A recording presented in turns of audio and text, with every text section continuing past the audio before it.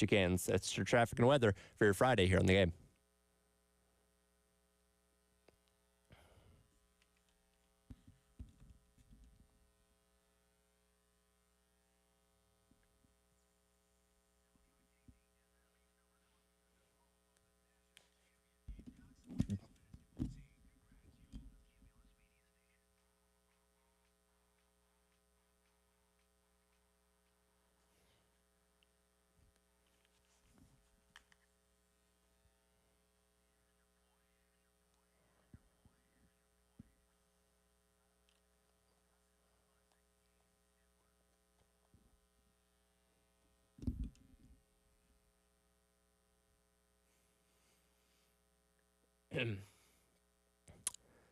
Nine o'clock on your Friday morning. Welcome in. It is the Extra Point. Tyler Head along with you.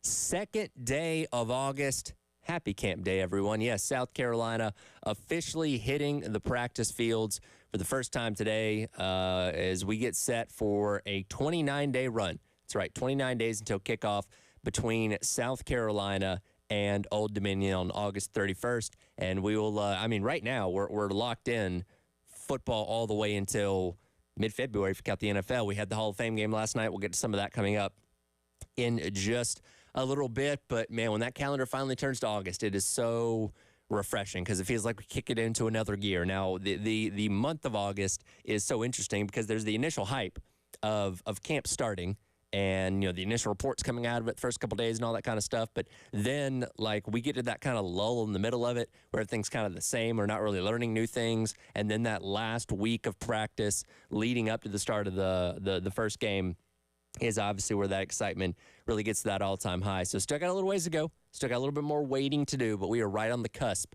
of what we've been waiting for all year long. And for South Carolina specifically, all the way back to last November, because that was the last time we saw them in action in a real actual game, playing football in the regular season. We have so many questions about this team, right? We went into yesterday knowing that we're going to hear from Beamer, we're going to hear from assistants, players, all that kind of stuff. And I just wondered, are we going to learn anything new specifically about this team that we didn't already know? And the answer is no, not necessarily. I don't think we learned anything groundbreaking yesterday when we heard from everybody, or as many people as we could. We got a ton of sound today that we'll be playing throughout the day from various coaches and players as well.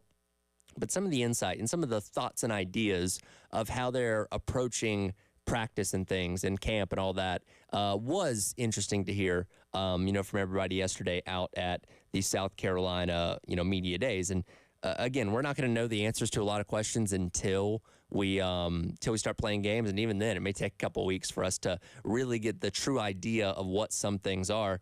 But I want to start off with cut number one here, Ed. This is Coach Beamer, talking about if there's any specific area or group that they're going to be focusing on when camp gets started here. Yeah, great question. Yes and no. I think there's a lot. I'm not trying to dodge the question, but I really do believe there's multiple. We met as a staff this morning, and I talked about all the things that really excite me about this team, which there's a lot, but then all of the things that are, I don't want to say concerns, but are questions that we have to answer, and there's multiple. And who the kicker is going to be, is something that we have to figure out. What does that, I'm going to go through basically every position, David, I'm sorry, but essentially, okay, if O'Donnell Fortune's coming into the season as one starting corner, what does that opposite corner battle look like? Nick Emanwari and DQ Smith come into the preseason as our two starting safeties. What does the depth look like behind those guys? How is this linebacker rotation going to shake out? Because you guys have heard me say it, we basically had a 3-man rotation last year. I feel confident saying that we could have as much as a 7-8-man rotation as far as guys, if they continue to come along, that I feel like can help us win SEC football games. What does that shake out? Or how does that shake out? Same thing, we feel good about the D-line group, but what's the rotation there? Obviously, everybody wants to talk about the offensive line and the receiver position. So I would probably say that one to answer your question, just what it looks like. Not that we don't have capable people, because we do, but we've got more depth and athleticism and competition. than last year on really every position, but particularly on the offensive line and at the receiver position. And it's the truth that if you ask me today, what will the starting five look like on the offensive line game one, and who are your top 6 receivers game one, it really truly is still to be determined, so I think a little bit of everything. There's competition. What does Lenoris and Robbie in that situation, how does that continue to come along? Davis Bevel, but probably most pertinent, most important right now would be, they're all important, but the most up in the air, probably the receiver rotation and how that shakes out. And it's really a good problem to have, right? Like, yeah, he kind of talked about just about every single position group, but as we've talked about so much this entire offseason, there's a lot of options at a bunch of different places. As he mentioned, at linebacker last year, they had roughly a 3-man rotation. Now they could be as deep as 6 or 7. You know what I mean? So you've improved your depth in so many areas to where even when we're talking about these groups where we don't know who the key guys are going to be, we have confidence and faith that, okay, out of this large group of guys, very experienced guys for the most part at most of these spots, we should be able to carve out what we think is a solid receiver group, linebacker group, well, whatever it may be. And it's a 180-degree difference from where we were a year ago at a lot of these places, particularly when we talk about running back.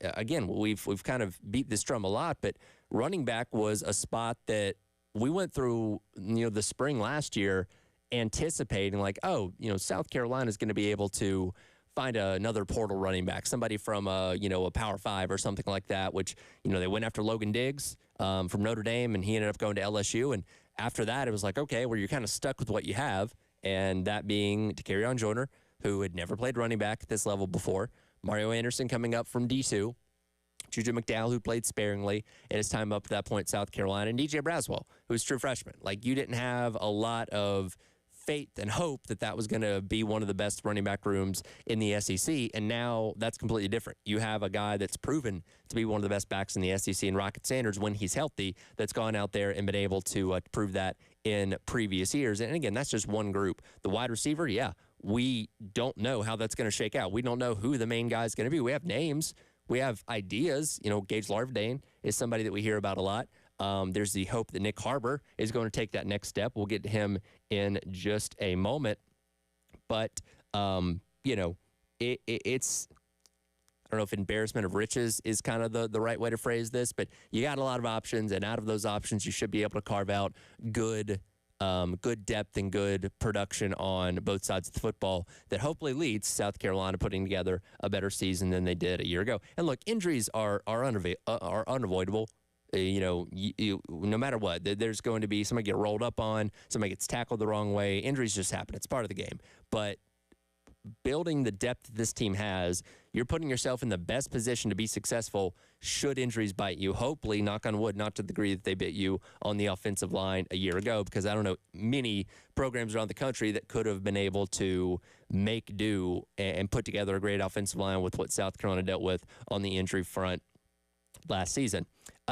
Focusing in on the offense here, Dow Loggins yesterday, when he got a chance to speak to some media members, and Dow's very good at elaborating and explaining things, and I love listening to him just talk football. He was posed the question, with these unknowns, with every position that you may not necessarily know who your key guys are going to be just yet until we get into the thick of camp, does that unknown change your philosophy on offense? And this will be cut number 15 here, Ed. Here is what Dow Loggins had to say. The practice would probably be a better Coach Beamer question.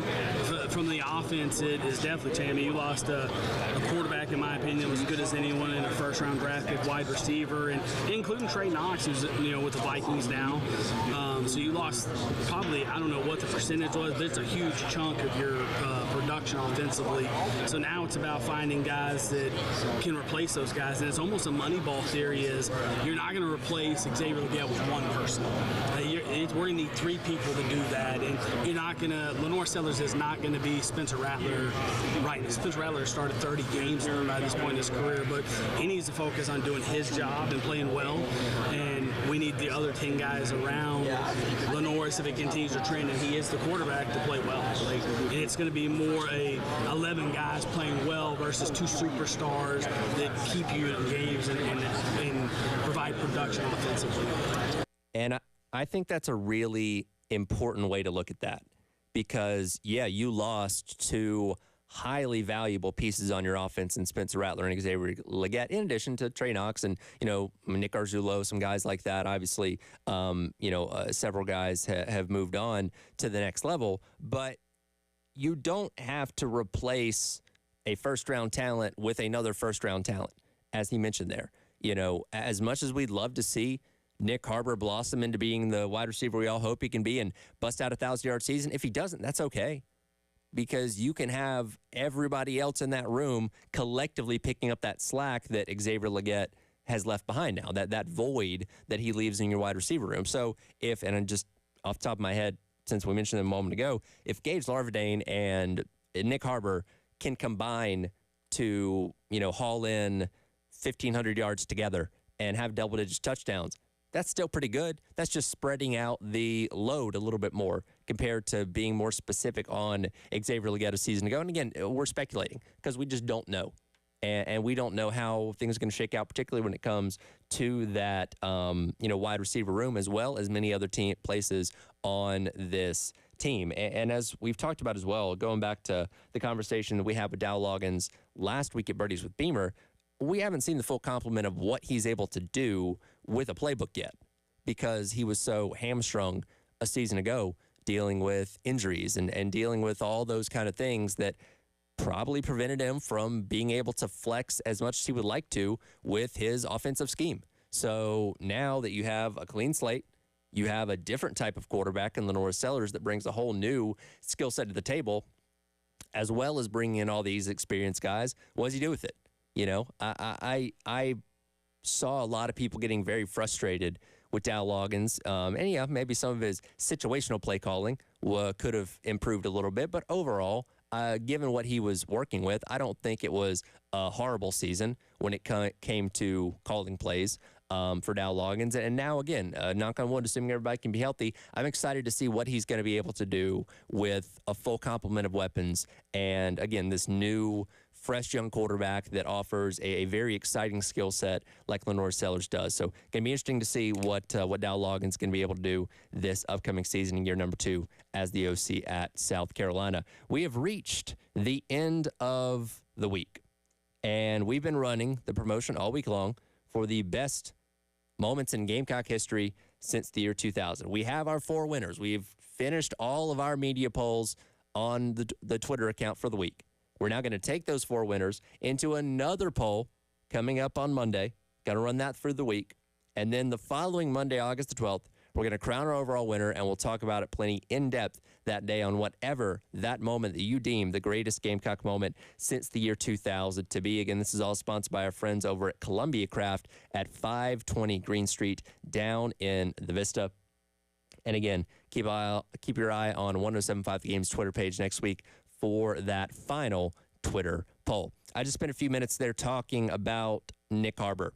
Let's dive into Harbor a little bit more, hear from him, as well as what Coach Beamer had to say about him yesterday when talking to the media. That's all coming up. It is The Extra Point. Tyler Head along with you on your Friday here on The Game.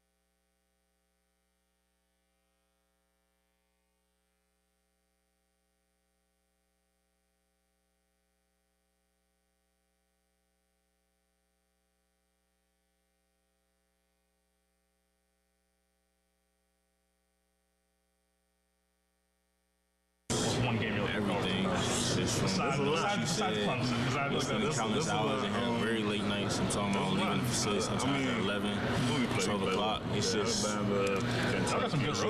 got so much to prove to myself and to prove to everybody else, but just having fun with it. Like seeing that all these resources out here around me, so why not use them? Like, you don't got no limits to chasing the work. The only person that can stop me from it is me. Or unless Coach Beamer says I can't do it anymore. And he probably won't. Unless I have to. So that's what you want to hear. Like, you want to hear that, he has to stop doing it because he's doing it too much. So that's what I just try to do. I mean, I'm overworking myself now, so it can all pay off on Saturday. Welcome back in Extra Points. I'll head along with you on your Friday here on the game. I know that was a little hard to hear because there was a lot of people talking in the practice facility yesterday, but that was Nick Harbor talking to the media yesterday out at the media session that they had with all the players about what he's been doing in this offseason to kind of catch up.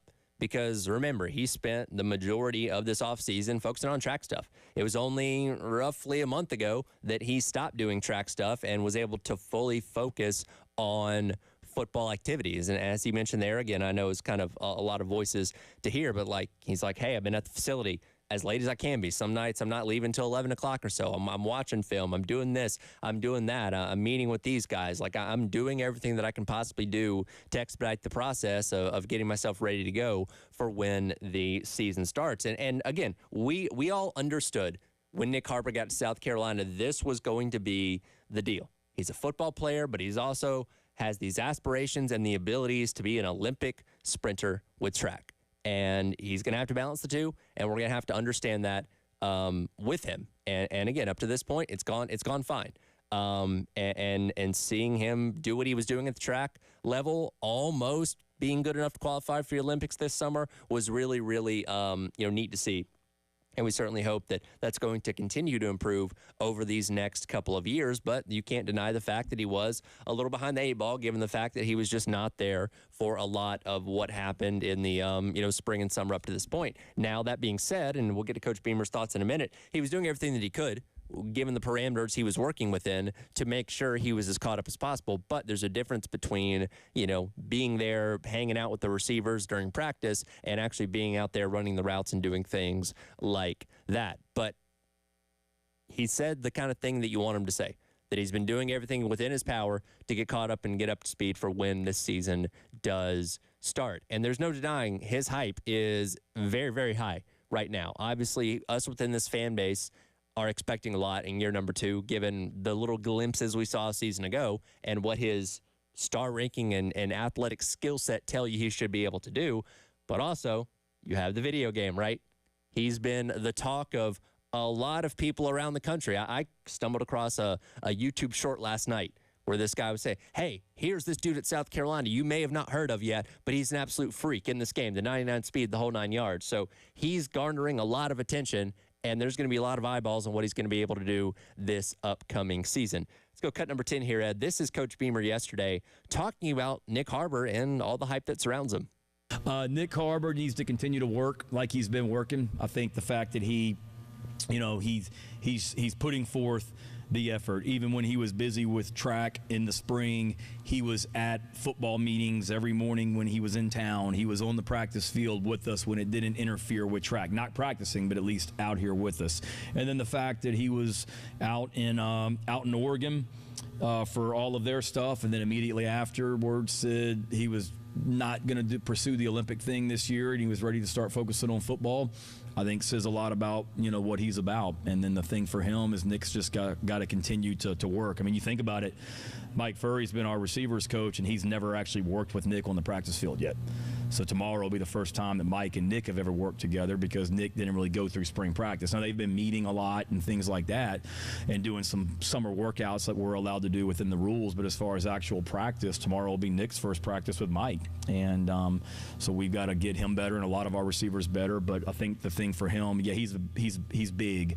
And he can run really, really fast, but there's so much more to playing a receiver than just that. Releases, catching the ball, understanding how to beat coverage and techniques and things like that. And he's worked at all that since he got here last year, and has really worked hard this summer as well. I think the thing with him is just let's let Nick just continue to develop. And there's a lot of my message to him, look, there's a lot of expectations on you. You got this 99 rating in this video game, and we had recruits here last week, and they're all like, man, 99, Nick Harbor, and they know, and he's known nationally because of that. And the Bruce Feldman did his freaks thing last year, and he was the #1 freak in college football and all that as well. All that's great, but, Nick just wants to be a young man, work really, really hard, and try and be the best football player that he can be, and we're here to support him and help him accomplish all of that as best we can. And, Nick Harbor is no stranger to being in the spotlight. I mean, when you're a 5-star prospect coming out of high school, you get a lot of attention. Your commitment announcement was on ESPN. You made the freaks list for Bruce Feldman last year. And obviously all the buzz that happened around, the fan base with him coming into his first season a year ago. So I don't think the video game thing is going to put too much pressure on his shoulders, but given the fact that more people know about him, I think he's very well aware of what his expectations and what his hype level is, especially coming in to this season. Question we all have is what kind of step forward can he make? Because again, to reiterate the point that we talked about a lot going into last season where, and I get it, I call it shiny object syndrome, where we see the star rankings next to somebody and we expect, hey, that guy should hit the ground running. He should be an instant impact guy like a Jadeveon Clowney was all those years ago. And when they haven't done a lot halfway through the season, people look around like, what the heck's wrong with this guy? Is he a bust? Well, what's the deal? With Nick Harbor, it was a different situation. Wide receiver was not his position in high school. Played some tight end, played some edge, but he wanted to play wide receiver here at South Carolina. Probably has a little bit to do with the track stuff and trying to prevent, certain type of injuries and those kind of things, and keep his body in as good a shape as possible. So we knew there's going to be a learning process, because as athletic as you can be, there are nuances and fine mechanics to being a wide receiver that do take time to refine. And given the fact that Nick Harbor is a athletic freak, he's probably going to be able to learn a little bit faster than the average person that would be thrusting that kind of thing, but it's still going to take time. And we saw as the season went along, and some of this did have to do with injury, he got an increased role as the season wore on. Over the last 6 games, he averaged about 48 snaps per game. They trusted him more as the season went on, especially in the back half. And again, that was when you didn't have Juice Wells anymore. Xavier Legette got banged up in that game against Texas A&M, and Nick Harbor ended up being the lead receiver in that game. 6 catches, 59 yards. So he showed those small little flashes, small little capabilities. Now that Legette is gone and we have a wide receiver room that's completely wide open and a job at wide receiver #1 that's up for the taking, is he going to be where they need him to be when the season starts to take that job? Maybe not. But by the end of the season, you certainly hope that he's in a good enough place to where we're talking about him being the first option at wide receiver. Now, does that happen 3, 4, 5 games in the season, or 8, 9, 10 games in the season? We don't know.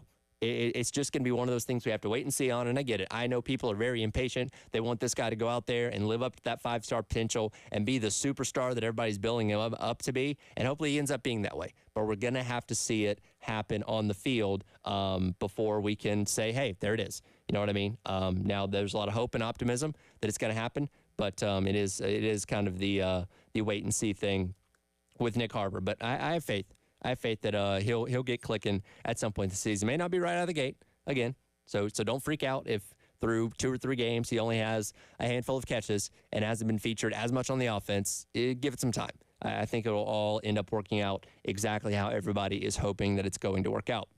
Ultimate Season Ticket Giveaway has made its return. Again, you can go online to 1075thegame.com and register for your chance to win tickets to every single home football, baseball, men's and women's basketball games this upcoming season. You can register on 1075thegame.com by clicking on the Ultimate Season 2.0 tab on our media reel. And just like last year, we're going to take 3 finalists. We're going to bring you out to our summer golf tournament at Charwood Golf Club at the end of the month, and then we're going to crown 1 true winner there. This is all sponsored by our friends over at the Men's Clinic at the Irmo Professional Center. Again, the Ultimate Season Ticket 2.0 giveaway on 1075thegame.com. We got our first dose of football for this season last night with the NFL Hall of Fame game, though it didn't end up running all the way to the end. But more importantly, we got our first look at the new kickoff procedure in the NFL. I'm going to dive into that coming up next because I'm a fan. It's the Extra Point. Tyler Head along with you. Ed Bird producing today here on The Game.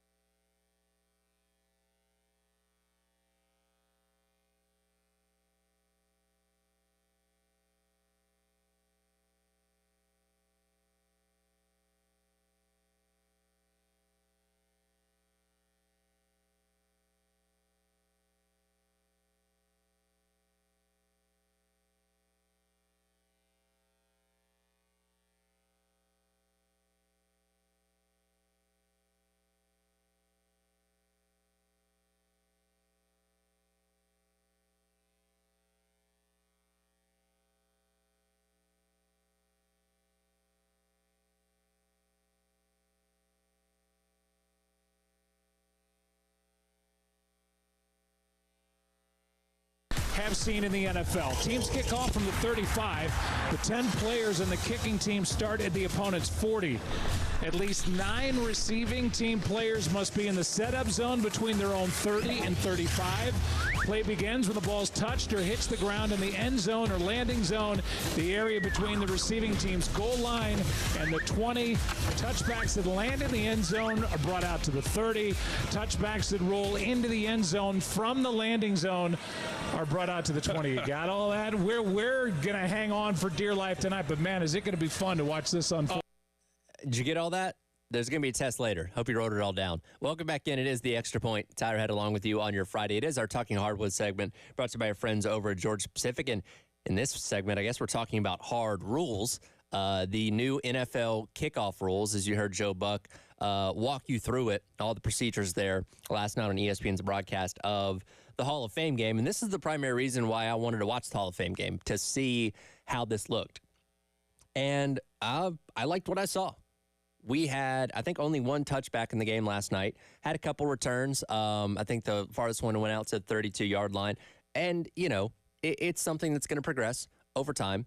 And I saw a lot of people upset about this. I saw a lot of people that didn't like what they saw. I was listening to Ryan Clark on ESPN after the game last night, after the game got terminated, is the term that the NFL likes to use, because of the rain sweeping through the area there, and they just decided not to continue the game. It's a preseason game. Who really cares? But he was talking after the game, and he's somebody that's obviously been around the league for a long time, saying, you know, it just didn't look right. You know what I mean? And I think that's where a lot of people's criticism of this comes, because for however long you've been watching football, you know, for myself, almost 3 decades. For some of you, it's been twice as long as that, or even longer. We know what a kickoff looks like, and we've been conditioned to look for that every single football game we've ever watched ever up to this point. So when you take that play that is so important to the game and change it the way that it looks, at least, it's going to upset a lot of people. And I go back to when the NFL changed the extra point rule back, I think it was 2015, where they moved it back to the 15-yard line. There were a lot of people that kind of felt the same way, like, hey, this looks different. You know what I mean? Like, this isn't what we've known to be an extra point for the entire history of the NFL. But it ended up being a really good rule change, because you know what? The extra point now matters. Instead of being the one play that if you were going to go get another beer from the fridge or go use the bathroom, as soon as the touchdown was scored, you can go ahead and do that, because you're not going to miss anything, because extra points were made 99.5% of the time. And the rare time it was missed were few and, you know, far between, and often didn't have a huge implication on what happened within that respective game. But now, extra points are must watch, because there's no guarantee. Where it used to be, yeah, you're just nailing a short field goal from the 2 or 3 yard line, whatever it was. Now you got a longer one. And now wind and conditions and blocks and all those kind of things come into play. And I think it's legitimately the best rule change the NFL's made, in my lifetime at least, because it matters now. Same thing with the kickoff. And they kept throwing up the graphic last night where, you know, last season, only 22% of kickoffs were returned in the NFL. 78% of kickoffs resulted in touchbacks. That is the largest margin of touchbacks in NFL history. This play was dead, right? And at the State of the Sport address leading up to the Super Bowl, it was one of the VP's competition. I forget who it was exactly, but he referred to it as a dead ceremonial play. Like, even the NFL was acknowledging the fact that this play did not serve much of a purpose other than the fact that it has always been a part of the game. You know what I mean? And we've heard the ideas of toying around with getting rid of it and all that kind of stuff. Like, no, you need to have a kickoff. We've seen some of these spring leagues in the past, like the Alliance of American Football didn't have kickoffs. You know, spring games and college football don't have kickoffs. You don't need to erase it from the game completely. You just need to rethink the way that you do it. And I, for one, never foresaw the NFL taking an idea from a developmental league and bringing it to the big show. Because I just think the NFL doesn't want to admit that another league has a better idea than them. But the XFL got it right when it came to this kickoff thing, right? And for the few bits of the XFL that I watched, I saw that and I said, that needs to go to Sundays. That needs to be in the NFL. And the NFL eventually came around and thought the same thing. So, again, it looks different. And that's what we're going to have to get used to. It's not the high-speed impacts that we had in years past. But that is the reason why it was so diminished in the first place, because it was leading to so many injuries, so many concussions, those kind of things. In the NFL, as much as they can contradict themselves when it comes to safety, the high-speed head injuries are something that they do not play around with. And that's why the kickoff line got moved up, 10, 11 years ago, however long ago it was, that reduced the amount of runbacks that we had. And there was no way the NFL was ever going to move that back, because every single year we get more and more data, more and more information on head injuries and what they do to players and all this kind of stuff. The NFL is not going to run the risk of upping those numbers ever again. So having this, which kind of in a way serves like a punt, but also, as they were describing on the broadcast, kind of gets treated like a running play, it's a lot safer. Now, yeah, there's still going to be injuries, but probably not nearly as much as we had when we were returning kicks at a regular clip in the old way of doing it. So for those that are upset that the NFL has changed the kickoff rule, your only other option is just having a ton more touchbacks. You know what I mean? Like, if you want 80% touchbacks in your football, that's on you. That's fine. You're entitled to believe that. But I want this play to matter. I want the kickoff to be a part of the game because it's exciting. And I know we didn't see it last night, but eventually we're going to have kickoff return touchdowns. Those became such a rare thing in the NFL. I think there was maybe only a couple last year, if there was any at all, off the top of my head, because it just does not happen. The play was worthless. You just watch the ball roll in the back of the end zone, or a guy would take a knee, get the ball on the 25-yard line, okay, now we're on offense. You know what I mean? Like, now it matters. Now it's going to factor in to your strategy, your game plan. And reading things leading up to this week on how all the different special teams coordinators are approaching this. And I thought Troy Aikman, I think, did a breakdown of it last night, where he was saying, some of them do kind of treat this like a punt. Some of them do treat it like a run play when in terms of blocking who you're going to have out there. We might have Travis Kelce on the return team for the Chiefs. You know what I mean? There's a lot of different ways you can approach this, and I'm excited to see the best special teams minds in football attack this and put their own spin or their own twist to see who can figure it out the best and make special teams matter again, because the kickoff was a non-factor for the past pretty much decade in the NFL. So I'm excited to see that make its comeback. And honestly, I think this is something that the college football might be wanting to explore down the road. I know Kirby Smart, who's a part of the rules committee in college football, did say it's something they're going to keep an eye on. Last season in college football, 49.6% of kickoffs resulted in touchbacks. Not nearly as much as the NFL, because, again, college kickers aren't as good as NFL kickers, but that number is steadily rising as the years go by. We're probably going to be over half this year. So you got a 50-50 shot of seeing a kickoff get returned every time that ball gets put up in the air. So assuming things don't go drastically wrong with the NFL's kickoff rule, we'll see as it plays out this season. I would like to see college football explore something similar to bring that element back into the game. And again, if you don't think that way, that is totally fine. You are entitled to your opinion. I'm not going to argue with you on that. That's just my personal thought. I liked what I saw. I think it's going to be an exciting part of the game being brought back each and every Sunday or Thursday or Monday, whatever day the NFL teams are playing on.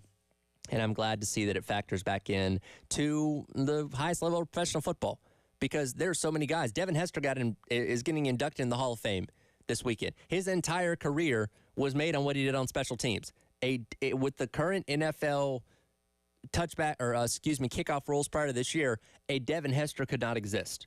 Now you open up that door for guys like that to make a comeback. Guys like that can just be true special teams guys, make an entire career out of it. You know what I mean? So I'm excited to see that and excited to see how this evolves as the season goes along. We'll come back, wrap up hour number one. I believe intern Joe's going to hop in with me at the end of hour number one and stick with me in the 10 o'clock hour as well. We finally got a exclusive sports streaming service. I'll tell you about it coming up next. It is The Extra Point. Tyler Head along with you on your Friday on The Game.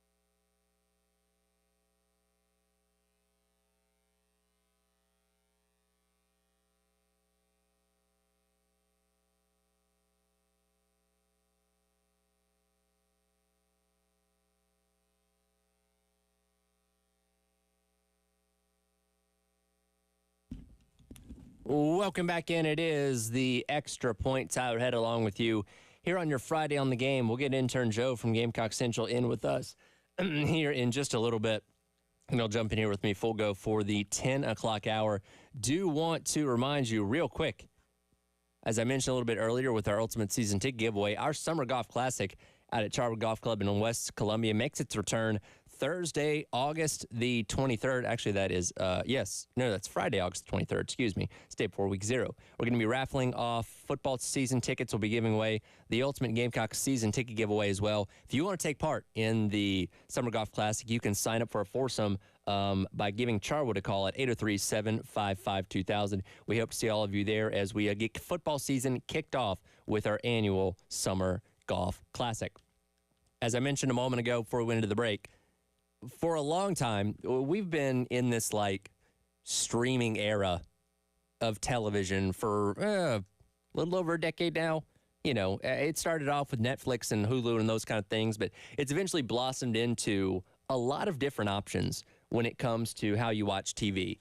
YouTube TV, Sling TV, all these different outlets that can give you like these a la carte options, right, for how you want your TV to be. And some, you can pay a lot for a lot, or you can pay a little for a little. You know what I mean? But one thing that people have been asking for a very long time is just a sports exclusive streaming service, because I mean, live sports are what's kept television as a whole kind of propped up for a while now, it seems like, because everything else you can DVR.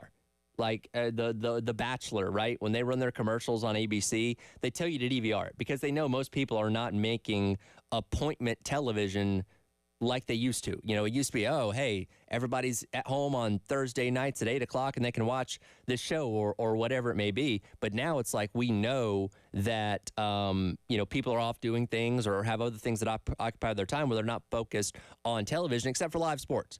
Because I don't know about you, if I miss a game and have to DVR it and go back and watch it later, it feels very weird because I'm not experiencing it in real time. But Venue Sports, or the Venue Sports is what the name of the service is going to be. It's going to be $42.99. It's going to give you the following channels: ESPN, ESPN2, ESPNU, the SEC Network, ACC Network, ESPN News, ABC, Fox, FS1, FS2, the Big Ten Network, TNT, TBS, and True TV. Hopefully you're writing all that down. I'll quiz you on it later as we bring an intern, Joe. Now, I was talking about this new sports streaming service. Does that sound enticing to you at all? Would you pay $43 for all those networks?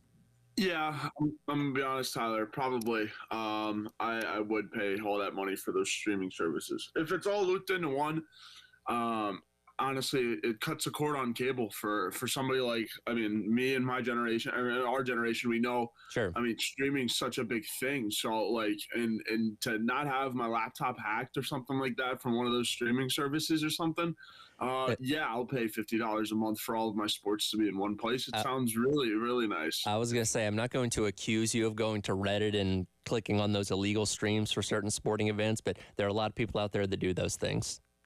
Stream East has been a friend of mine throughout college. I will not back down from that, and I'm sure like there are a lot of people in our generation can admit to doing that. And that's what happens when these streaming services aren't readily available or easy to get to, right? I think now you're looking with the Sunday ticket thing, and I think that's changing back towards the favor of the NFL. But yeah, the judge I think threw that out yesterday, if I remember correctly. So yeah, the NFL's still gonna get what it wants out of that, it seems like. Which is ridiculous. But again, streaming services, and the point is like, yeah, it's becoming a little bit more user friendly, and yeah, I'd pay for that if it were all in one place. And yeah, my laptop's not going to get hacked. Well, and I think about it now.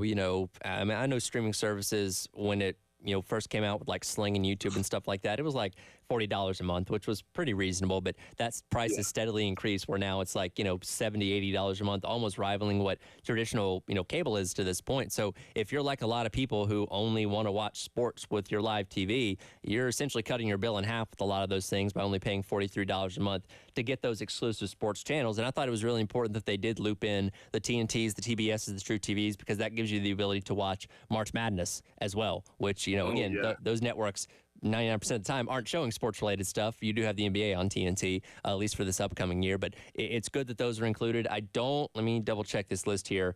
I don't see NBC or CBS. So I guess those are, which, I mean, I guess if you can buy like an antenna, you can still get those channels, but those seem to be the only two things not included on this that you would probably want to have. I don't know if that's a contract thing or what the deal is, but for the most part, you've got just about everything you can need to watch all important sporting events throughout an entire calendar year. Yeah, I mean, the only thing you're missing with NBC and CBS there, I mean, it's Notre Dame football and then whoever signs the CBS deal. But Right. I'm assuming one way or another those two will get looped in. Or I mean, shoot, just get a cable box or something like that. That'll solve that. I was going to say, or find somebody that does have cable, does have access to those channels, and just use their logins on the app. That got me by quite a bit in college with using like my parents' logins on stuff and things like that. So you can always go that route. But for the most part, again, you get most of the channels that you're desiring with this Venue Sports that is said to be dropping sometime this fall. I don't have an exact date on that just yet.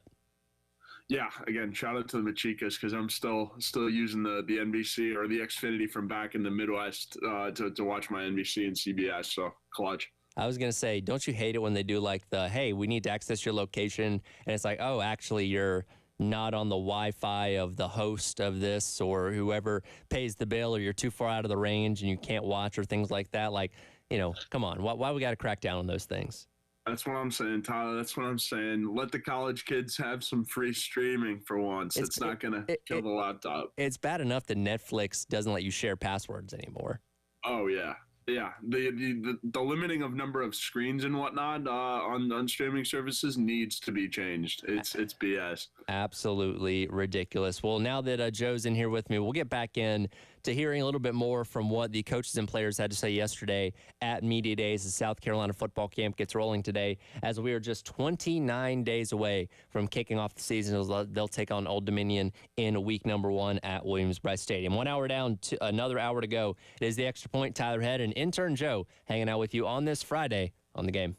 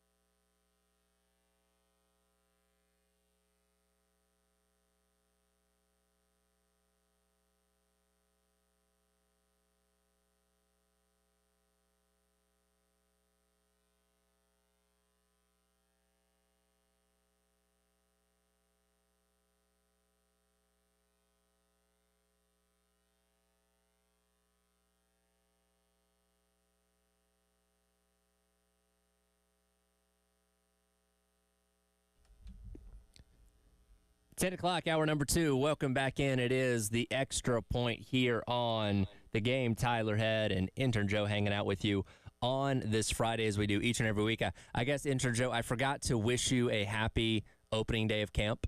As we are in the month of August. Yesterday we had media day with all the players and stuff, and today they've officially hit the field 29 days away from kicking things off against Old Dominion.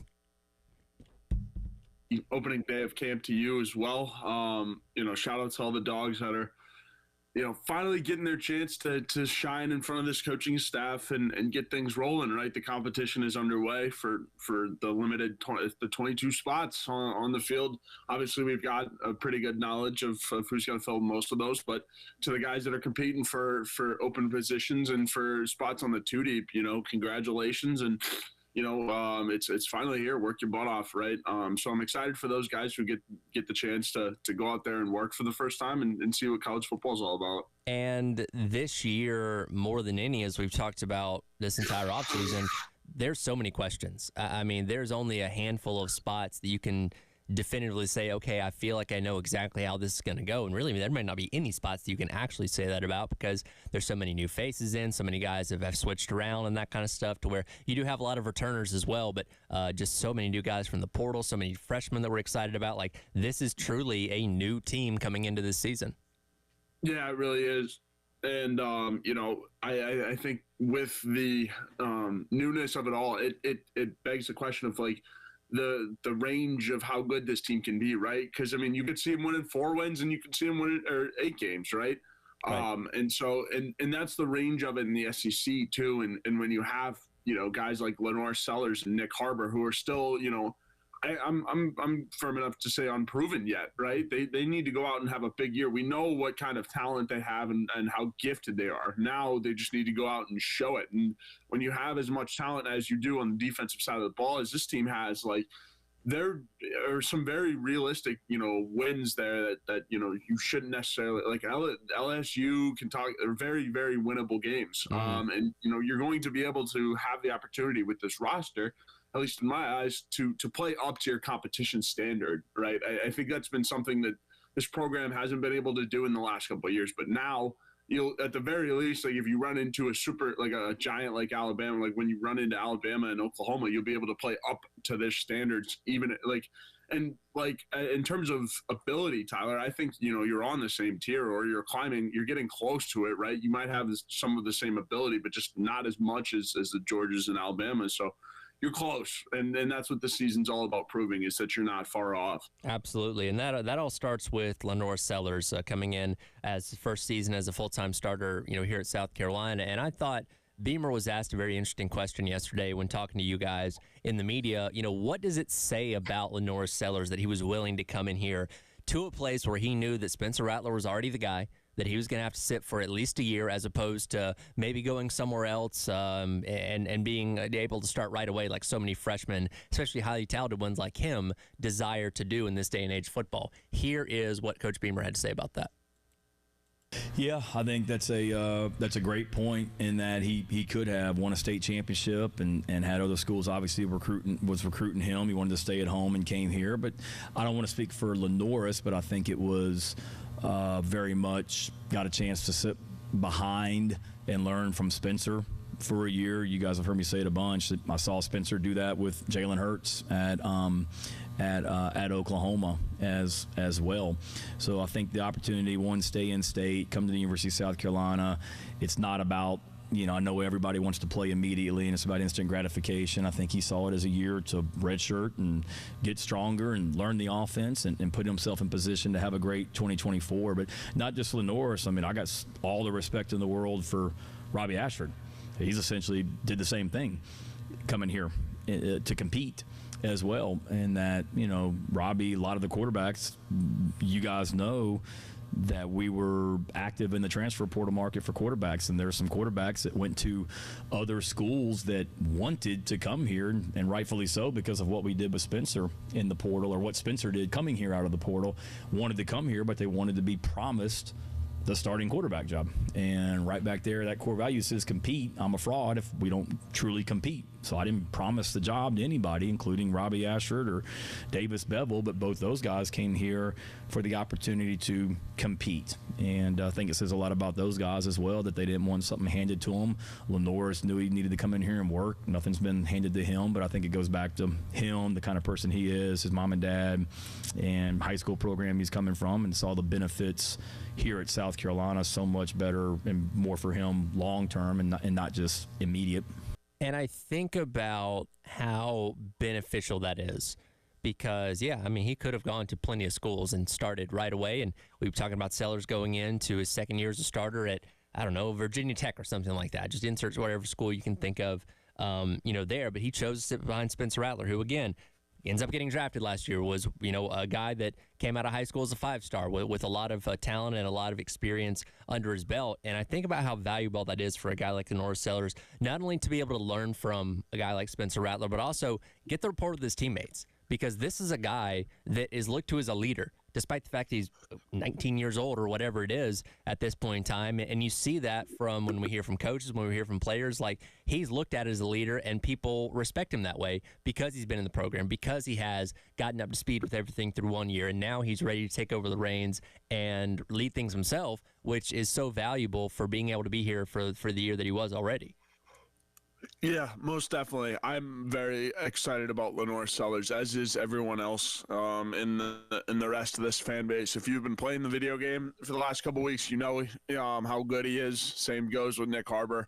I think the expectations on Lenoris are slowly growing, and we're in that stage, right, where the expectations, I mean, you could talk yourself into a lot of things with this team and this roster. But, I mean, that's the fun part, right, Tyler, because you're so close you can almost taste it that, every idea seems good. Like walking into Tuscaloosa and beating Alabama by, 15 points, I'm sure you could convince somebody that that's going to happen this year. But, I mean, again, going back to Lenoris, I mean, yeah, he stepped into a really big leadership role, and that's exactly what you want from your quarterbacks, right? I think that was one of the bigger tests for Lenoris to see how, what he's learned from Spencer and Luke also, too, factor him into that equation as well. But just from a leadership standpoint, from DK Joyner as well. We've had some really good ones on this team, and so now this year, I guess the main concern was, all right, has Lenoris been taking notes? Has he been learning, how to be a leader, how to be an effective leader in this program? And by all accounts, Tyler, he has, right? And so it's a huge step forward for Lenoris, but also a big step forward for this offense and program. Well, and I think it's also important from the maturity standpoint as well. And look, we've all been around Lenoris Sellers. Seems like a very smart kid. Seems like a good head on his shoulder. So I don't think he's the one that's going to get overly emotional or affected by those kind of things, but the value of being able to just experience college football in a less pressure situation like he had last year, being on the bench, being the backup guy, only getting out there and playing in garbage time and stuff like that, as opposed to being thrown to the wolves in game number one. And, let's say he goes out there and gets sacked 9 times against North Carolina or something like that. What does that do to him? How does that affect him not only for the rest of last season, but for the rest of his college career, as opposed to saying, okay, Here's how Spencer Rattler handled these things. Here's how I should go about it. And having that knowledge and that experience of another year going into this year, to where, look, he's going to have growing pains. He's going to make mistakes. He's going to do things wrong. That's just a part of being a quarterback. But that maturity of knowing what to expect now, having seen it up close and personal for an entire year in college, I think is going to benefit him that much more, to where that turnaround or learning from those mistakes is going to be that much quicker. Yeah, most definitely. I think the maturity aspect of it goes a long way. And then also the turnaround time too, Tyler. It's another great point, right? Something that Shane talked about with Nick Harbor, last season was the game slowing down to him, right? That was the measuring stick on if he was going to get onto the field sooner rather than later. So you just need the game to slow down to Lenoris. Obviously, sometimes when he's making some mistakes, it'll look like it's moving pretty fast, but yeah, if you can get the game to slow down, it's huge. Absolutely. And I'm interested, going back to what I said a moment ago, that seems like smart kid, doesn't seem too fazed by things. I know Bill and Preston were joking this morning that, he doesn't really give you long answers when questions are being asked. Like Rattler will kind of give you a breakdown of what's going on and what was going on in his mind, but Lenoris is very much straight to the point and all about his business, and I love that. But there is a lot of pressure on him, as there is going to be with any quarterback in the SEC, especially a kid that's local and as highly touted as he was. Can he block out the noise, which is so hard to do in today's age with social media and people like us that talk about this every single day? It's impossible to ignore the noise, but can you just kind of cover your ears and say, I'm not worried about what people say. I'm not worried about what my perception is. I'm going to go out there. I'm going to ball. I'm going to do my job. Like, that can be easier said than done, and we'll see how he's able to respond to that this year. Yeah, we really are. It's going to be, a huge factor of whether Lenore's can keep it together, right? And if he doesn't, I think there's still hope for next season and stuff like that. Because if this year is one of those growing pains years, you just look ahead, right? Because there's going to be those sparks that we've seen from Lenore's, that when he got into the game late, made the play with his feet, thrown on the run. I think we're going to see a lot more of that too. And Dowell Loggins has designed this offense specifically, for a Lenore's type quarterback, right? So I think there's going to be a lot of different options, especially when you factor in the situation at the wide receiver room. So we're going to see quite a bit in game one from an offensive standpoint.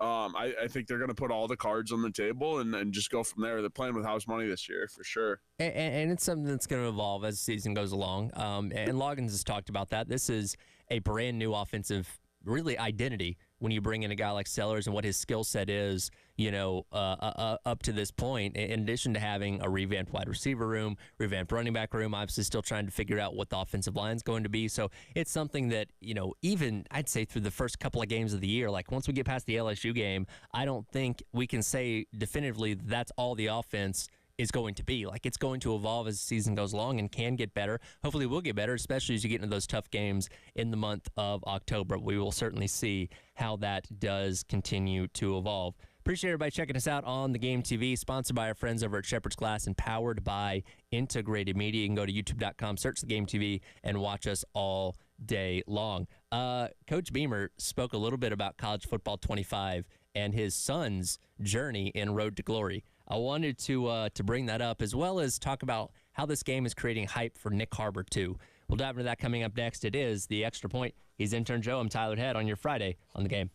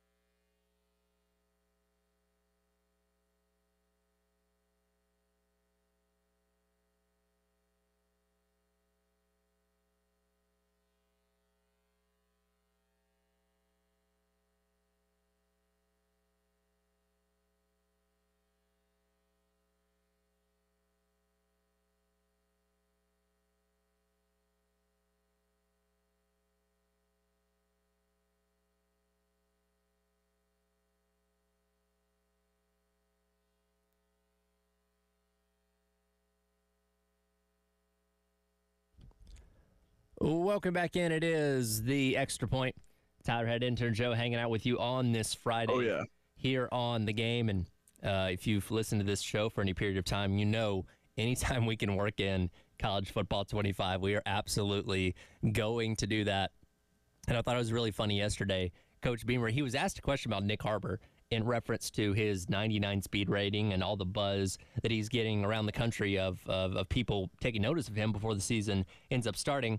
He told a pretty funny story, though, in reference to his son, Hunter, who I believe his birthday was 2 days ago, so happy birthday to him, but playing EA College Football 25 and not wanting to go to South Carolina. First of all, the game's amazing, isn't it? I mean, my son's, we had a little tournament last week with our players, and then my son's been playing it, but he had it in his room last week, and we were playing at the house here in Columbia. And just the fact that you can now get, what is it, Glory Road or Glory whatever, where you get recruited and all that. Road to Glory, I think that's what it is. Don't act like y'all don't know what I'm talking about. Y'all have played it.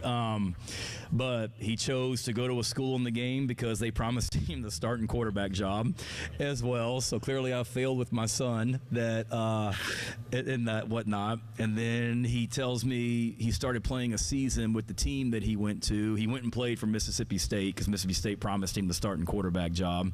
And then I saw him the next day and I asked him how the season was going. And he told me that he was having academic issues, so he was suspended for a game as well. And I'm like, God almighty, like I got 120 in our program that I can't even get my own son straight with the video game as well. But then he also told me that he's now entered the transfer portal because some other school in this game is promising and different stuff as well. So I say that the game's unbelievable, almost too real in a lot of ways, clearly. And I wonder why I struggle with things as the head football coach, because that's what everybody's dealing with now in the game. What does it say about Coach Beamer? He can't even get his old son to come to South Carolina? Ridiculous. Yeah, I know. He needs to work on the in-house recruiting there. He's got to spend his points better. Hunter Beamer needs to work on those grades first if he wants to transfer anywhere. Especially a school like Notre Dame or something like that. Grades are at the forefront, but yeah, that's the bare minimum, and he can't get it done. I don't know what that says about Coach. See, I made my Road to Glory guy go to Arizona State because it's a party school. They don't care about academics there.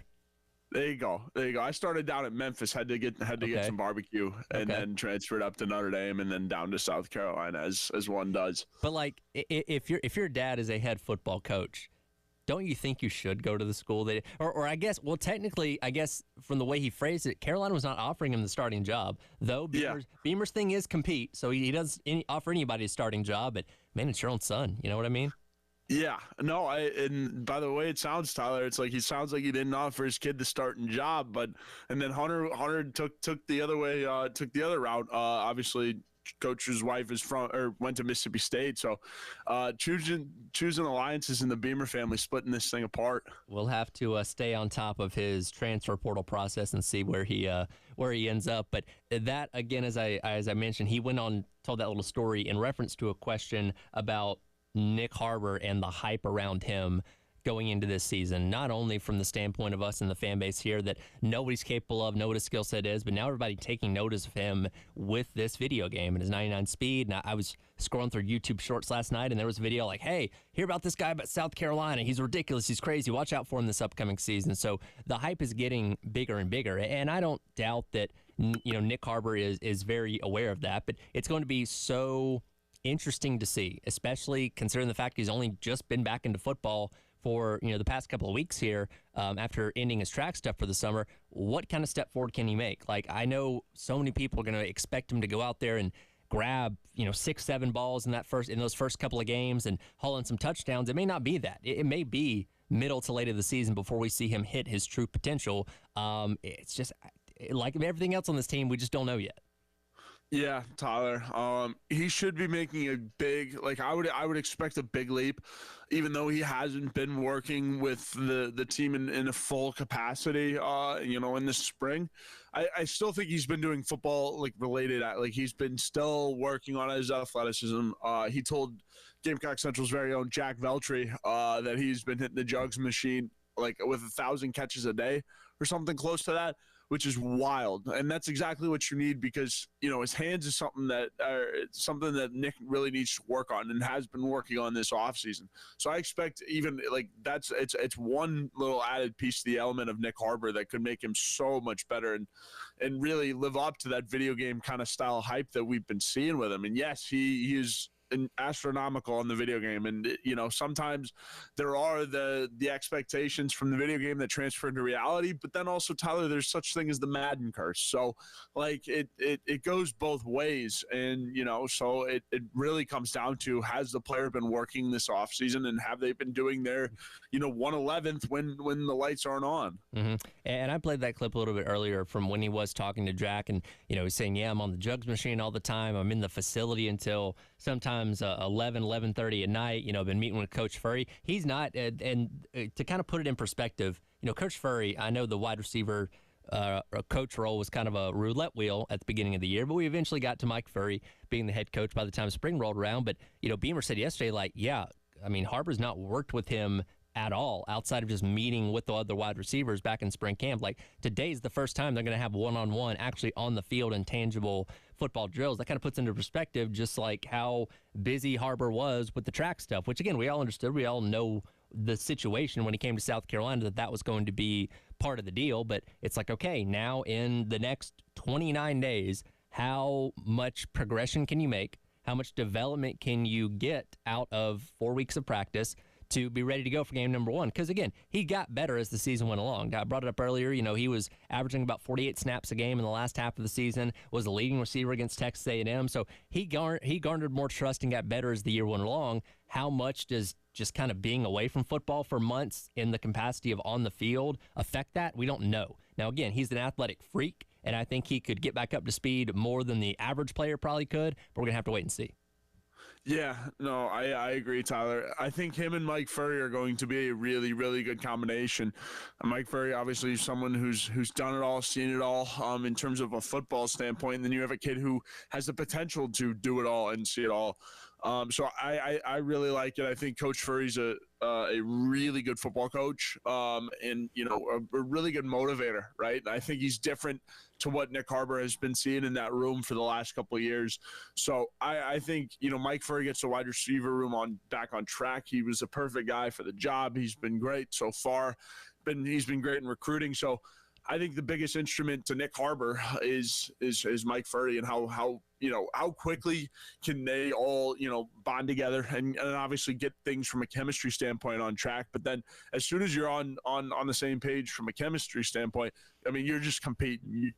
Quite literally competing to make each other better and to work your way onto the 2D or, onto the 3D, 4D, whatever. For the wide receivers and find your way onto the field and make an impact for this team. And it does make you kind of wonder, like, okay, yes, Nick Harbor was not around for spring practice. As far as the on-the-field stuff, he was there as much as he could be, meeting with the receivers, meeting with Coach Furry, and all that kind of stuff. So he was doing whatever he could. You had guys like Larvadain, like Huggins Bruce, guys like that going through spring practice. We got Delvon Campbell. We got Vandrevius Jacobs that joined the team a little bit later on. Like, I can't definitively say, especially considering the fact that Mike Furry was not the wide receiver coach here last year.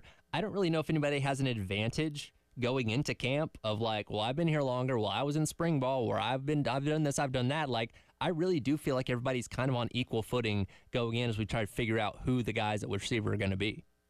Yeah, Tyler, the only thing I can give it in terms of like an edge, I think Mazio Bennett has an edge, right? The guys that can compete like that, we've seen it in camp, we've seen it in high school. Any time he steps between the lines, he's competing, right? No matter what it is. I mean, it's 100% all the time.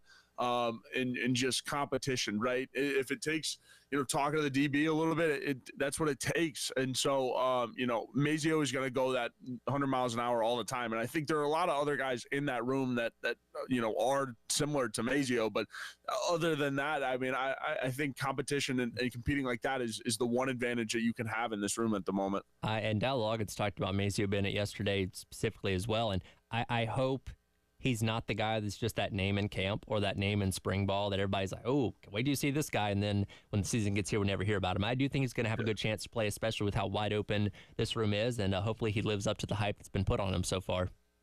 Yeah, he's been. I mean, he is a dog. Coming out, like I love the way that he competes. There's a lot to love. There's a reason they offered him. There's a reason they're talking about him. And again, Tyler, I think he's talented. You just got to find the right role for him in this offense. And he's going to be a player for South Carolina for years to come. And again, you're able to flip him back from Tennessee, sway him back. And keep him home, which was huge. And yeah, I fully expect to see him. And then I think that there are going to be a lot of freshmen on this offense that get their shot, right? And it might be a flash shot, right? We might be seeing just a little bit of it, but again, I think Mazio Bennett's going to be a difference maker for sure. Absolutely. Well, we got the NFL season started last night with the Hall of Fame game, and yesterday, one legendary NFL team debuting a new look. We'll dive into that coming up next. It is The Extra Point. He's intern Joe. I'm Tyler Head on your Friday on the game.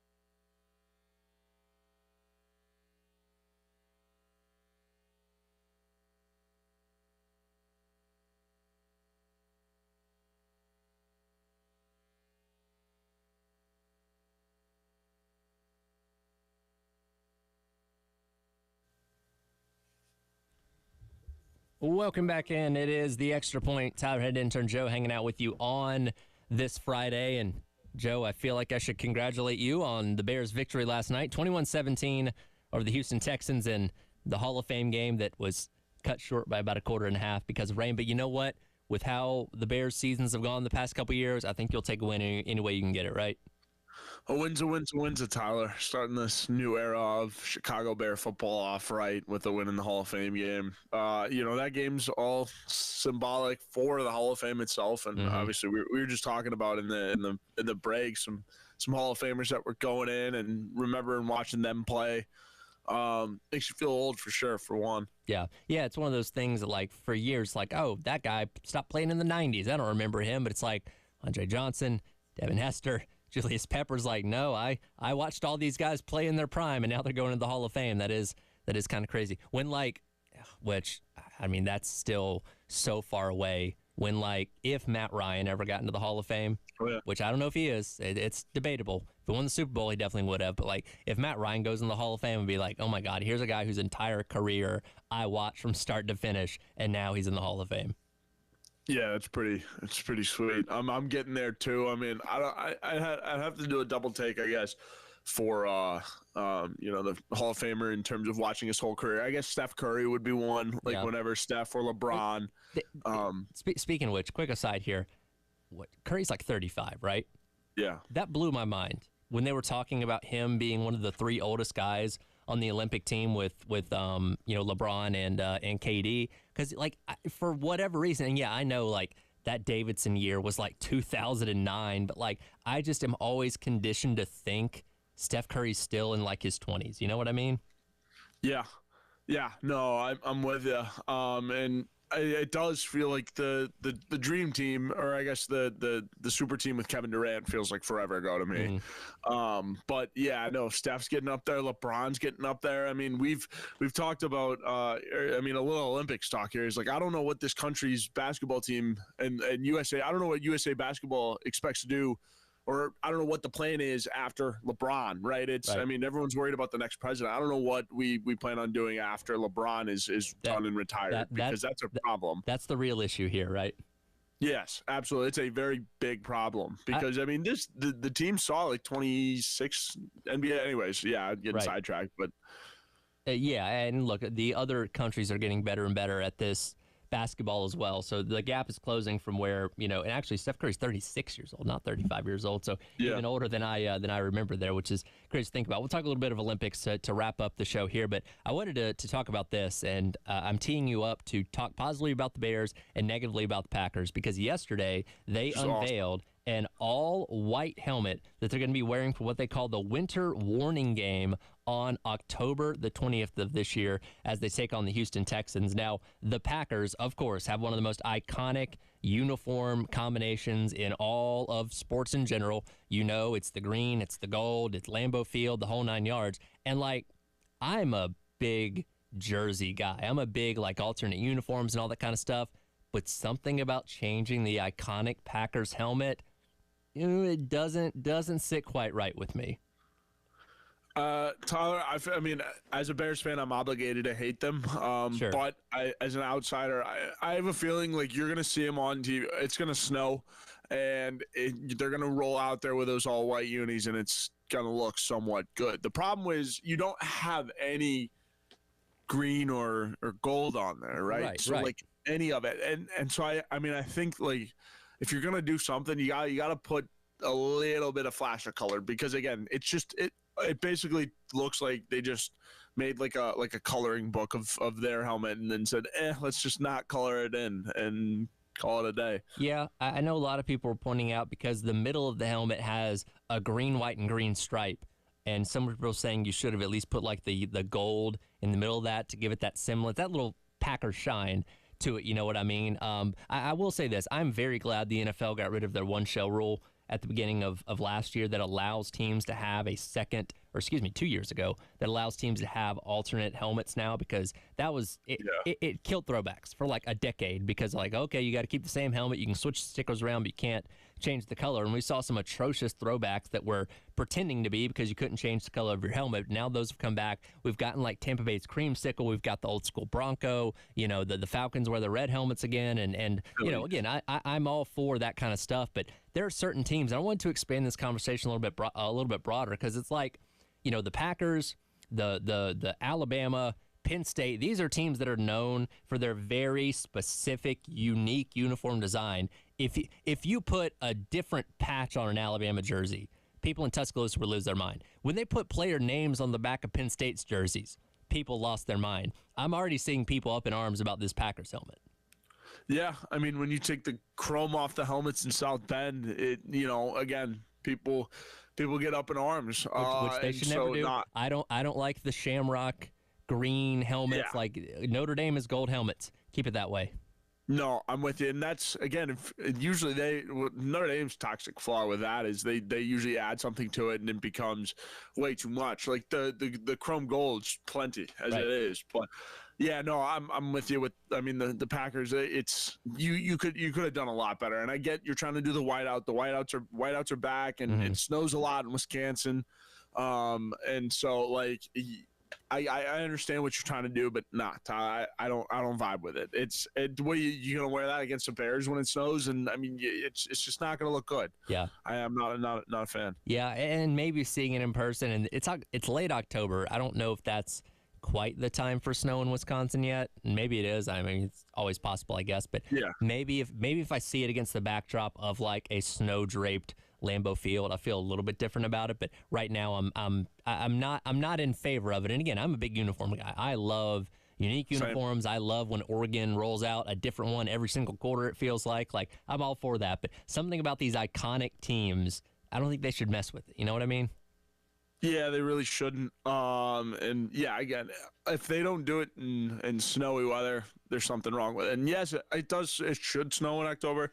I mean, there have been Halloweens, Tyler, growing up where we'd get snow or a scattered flurry, just kind of unexpected as we were trick-or-treating. So yes, I'm sure there is some snow in October for them to use it for. But again, if they're not, I mean, if you use it for anything else, I don't see the point in the uni. Yeah, absolutely. So again, that's October the 20th as they'll take on the Houston Texans, who lost to your Bears last night in the Hall of Fame game, by the way. I mean, look, no important players played in this game. C.J. Stroud, Caleb Williams, they were in street clothes, on the sidelines. I mean, it's basically guys trying to make the team. And the fun thing about the Hall of Fame game for me is watching it and being like, oh, so that's where that guy ended up, type of thing. Because there are guys that whether you remember them from college or remember them from other NFL teams you just haven't heard about in a couple years, they inevitably pop up in games like this because they're probably trying to make a roster to keep their careers going.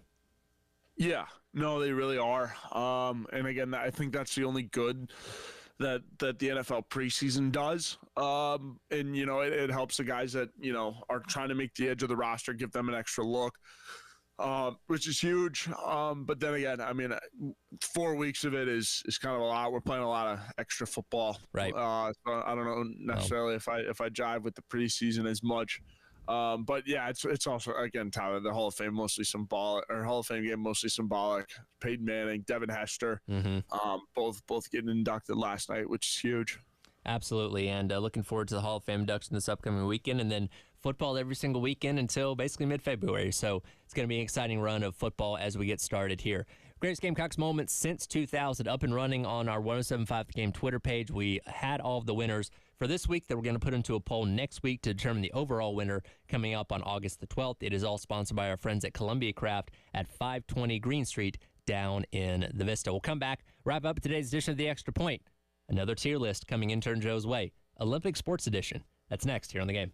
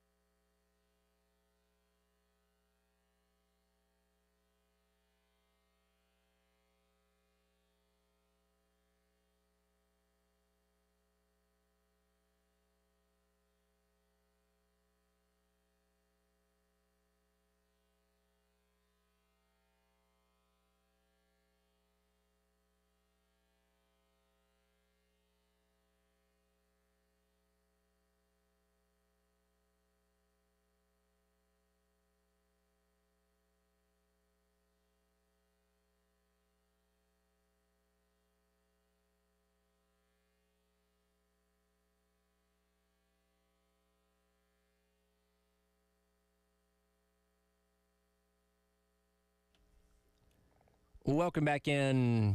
Extra Point, Tyler Head, intern Joe, with you on this Friday. We've reached the last segment of the Extra Point, and you know what that means. There's a quiz or something of the like coming intern Joe's way. Hope you've been studying this week. Yeah, I've been trying my best, Tyler. Well, it's funny because I don't tell you what it's going to be, which is what makes it more fun. But today we're going to talk about Olympic sports because we are roughly halfway through the Olympics so far. I feel like I've watched more Olympics this week than maybe like ever in total. And that's probably because I'm sitting in a studio with TVs all around me getting to watch it as opposed to in years past where I was doing other things. But like, yeah, I feel like I've been more invested in this Olympics than in years past. Yeah, I've been excited for the Olympics. Been watching a bunch of it as we should. But yeah, the basketball's been great. They play again, I think, tomorrow. The men play tomorrow. Women got another win yesterday. Yeah, men play tomorrow. I think at 9 in the morning against Puerto Rico. Who? Yeah. I mean, so America beat Serbia the other day by a pretty significant margin. Serbia annihilated Puerto Rico. So this might get ugly tomorrow. Yeah. So and I fully expect Jason Tatum to finally get off the bench. Well, he got off the bench last game. Yeah, barely. And yeah, they barely used Tatum. And that I think that goes to show you how deep this team is, right? He just won NBA champ, whatever. Like he's on the cover of 2K and all that jazz. And yeah, barely. Steve Kerr barely can find a role for him. It's just crazy, man. The talent that they got. So I fully expect a blowout against Puerto Rico. So your challenge today, I like doing tier list. So I'm going to give you 8 different options of Olympic sports without knowing what the next one is going to be, and you're going to have to rank them 1 through 8. Okay, let's do it. All right, let's get started off with swimming. 1 through 8. Where does swimming fall for intern Joe? Swimming for me, I'm going to put like a firm 3. Very fun to watch. Okay. I wasn't the best at it. I swam the 50 free in high school for like a semester. Okay. It wasn't that fun. All right. And so you weren't exactly setting any Olympic times by any means. Not even close. All right. So let's go to next on the list, speed walking, which this is something. It's funny. I was in here with Jack yesterday while the speed walking thing was going on. He did not know this was a thing. He did not know speed walking was an Olympic sport. I only knew about it because there was an episode of Malcolm in the Middle where his dad really got into speed walking. And yes, it is an Olympic sport. Not jogging, not running, but speed walking. Well, I'm listing, this list is through 1 through 8. Yeah, I'm going to throw that at 8. I can't say that I'm the biggest speed walking guy in the world. Okay. It's kind of funny to watch more than anything. I mean, I don't doubt the discipline that it takes and the skill that it takes, but it is, compared to some other Olympic sports, it is one of the odder ones, I would say. All right, moving right along here. Let's get to the one that is bringing gold day after day after day. How about gymnastics? Oh, I think gymnastics is really fun to watch. Also incredibly hard to do. I'm going to throw gymnastics at 2. 2? Okay. I feel like I know what you're saving for 1. But we'll get Yeah, there's a couple. All right, water polo. Water polo is fun. I'm going to put that at 4. I think that's also really entertaining sport to watch. Really hard sport to play, I'm sure. And Don Staley was tweeting about it. That, from like a full body standpoint, that might be one of the most demanding sports in the Olympics because think about it. You're throwing, you're catching, you're also having to, like, they're in the deep end of the pool. Their feet are not on the bottom. People off. You're swimming. You're like locking legs with people. They have like the underwater camera that shows like you're trying to box people out like you're playing basketball. It's a war. Like it is a true fight. And like it's hard enough to swim in general, right? But to like literally be fighting with somebody in the water, staying above and catching and throwing, like my hat's off to those at water polo. That does not look easy by any means. Yeah, no, super hard sport, and I mean. Yeah, hats off many a times to all the skilled ladies on the United States team, or men and ladies on the United States team. So halfway through our list here, you've got gymnastics at 2, swimming at 4, swimming at 3, water polo at 4, speed walking at 8. That means 1, 5, 6, and 7 are still available for you. Now we get to basketball. The basketball is a clear and obvious one, Tyler. I asked you while we were off air if you could win gold in any sport, and basketball would be a clear and obvious one for me. Coaching on the women's side, and then obviously, playing on the men's side, whatever. Yeah, and out of all the Olympic sports, it's one that gains the most casual interest because, again, we have LeBron, we have KD, we have Steph, we have Jason Tatum. Like the superstars of the NBA are playing in the Olympics, which is, that may be the only sport that some people watch, but it's enough to make them tune in. Yeah, absolutely. And I mean, at least for me, being born and raised in Indiana, basketball's, it's huge, regardless of, how big football winds up getting. But yeah, no, so basketball has always been near and dear to me. And obviously it's one that quite a bit of the world pays attention to. Growing up in Indiana, you got to memorize Hoosiers by the time you're like 5, right? Oh yeah, absolutely. I believe I watched it in the hospital after being born, I was told. All right, so we got 5 through 7 still left here. One of the newer Olympic sports. How about skateboarding? Ooh, skateboarding's up there too. I think that I wish I could move it around with water polo because skateboarding is one of those I wish I could win gold in, but I'll slide it in there at 5. It's a dope sport. All right, 2 more options left. Let's go soccer. I guess soccer at 7, and then I'll leave the 6th slot open for whatever you got left. But right. The Olympic soccer does not have as much aura or lore because of the World Cup. So all right, what do you think the last option is? Let me ask you that. Ping pong or badminton? It isn't either. It's actually surfing, which is not in Paris. They're actually in Tahiti, which is beautiful, but nowhere near Paris. All good ones today, Tyler. Yeah, I'm comfortable with surfing at 6, right, behind skateboarding. That's a pretty good list. The only change I'd make is moving water polo back a little bit, but all the sports are ones I definitely want to win gold in. So intern Joe's tier list for Olympic sports: basketball, gymnastics, swimming, water polo, skateboarding, surfing, soccer, and speed walking. I feel like most people's list would probably be somewhere around that. Yeah. Close, or at least I would hope close to it. Again, I'd win gold in just about all those sports. Speed walking, though, I don't know. Can you really tell your friends you got a gold medal in speed walking? Well, it's more gold medals than they have, so there's that. Yeah, I guess, and then they can just run to it's like you want to race and just sprint on to your next bragging rights or bragging rights. I would take an Olympic gold medal in tiddlywinks if they let me. That's a good point. Yeah, I guess you might as well just take it, right? You get a piece of the Eiffel Tower. Absolutely. Well, that'll do it for today's edition of the Extra Point. Appreciate it as always, intern Joe, and we'll check back in with you next week. Yeah, absolutely, Tyler. Looking forward to it. All right, coming up next, Gamecock Central Takeover Hour, presented by Firehouse Subs, myself and Wes Mitchell on your Friday on the Game.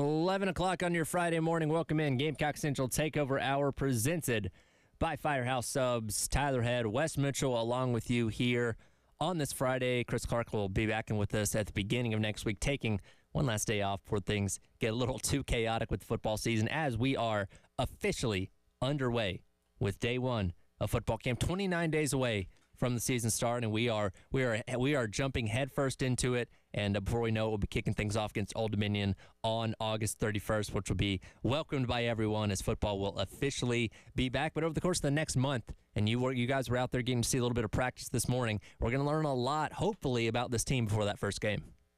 Yeah, I mean, I'm a little upset that Chris Clark didn't want to hang out with us today, but I've gotten over it. We do have football.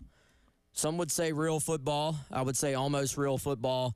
Helmets and shells, day one. But we did get, Tyler, a little glimpse of, I guess you would say, the first version of the 2024 South Carolina football team.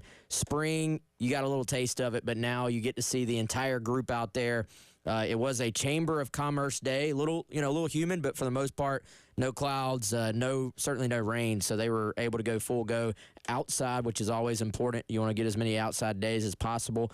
And, I think you did. We'll get into some details here in a second, Tyler, but there was definitely energy. There always is day one, I think. And certainly the thing that stood out to me was just that you look and there weren't like a multitude of players standing on the sideline and, either doing injury rehab or in non-contact jerseys and stuff like that.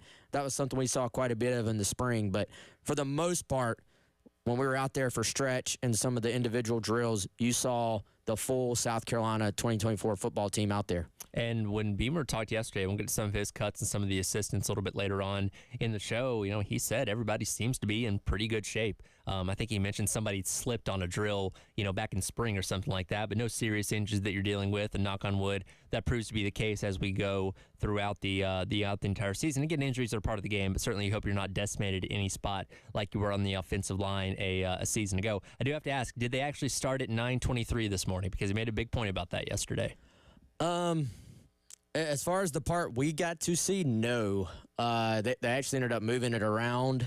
And now maybe internally they did. The part that we got to see was actually pushed back, I think, to maybe 9:36 or so.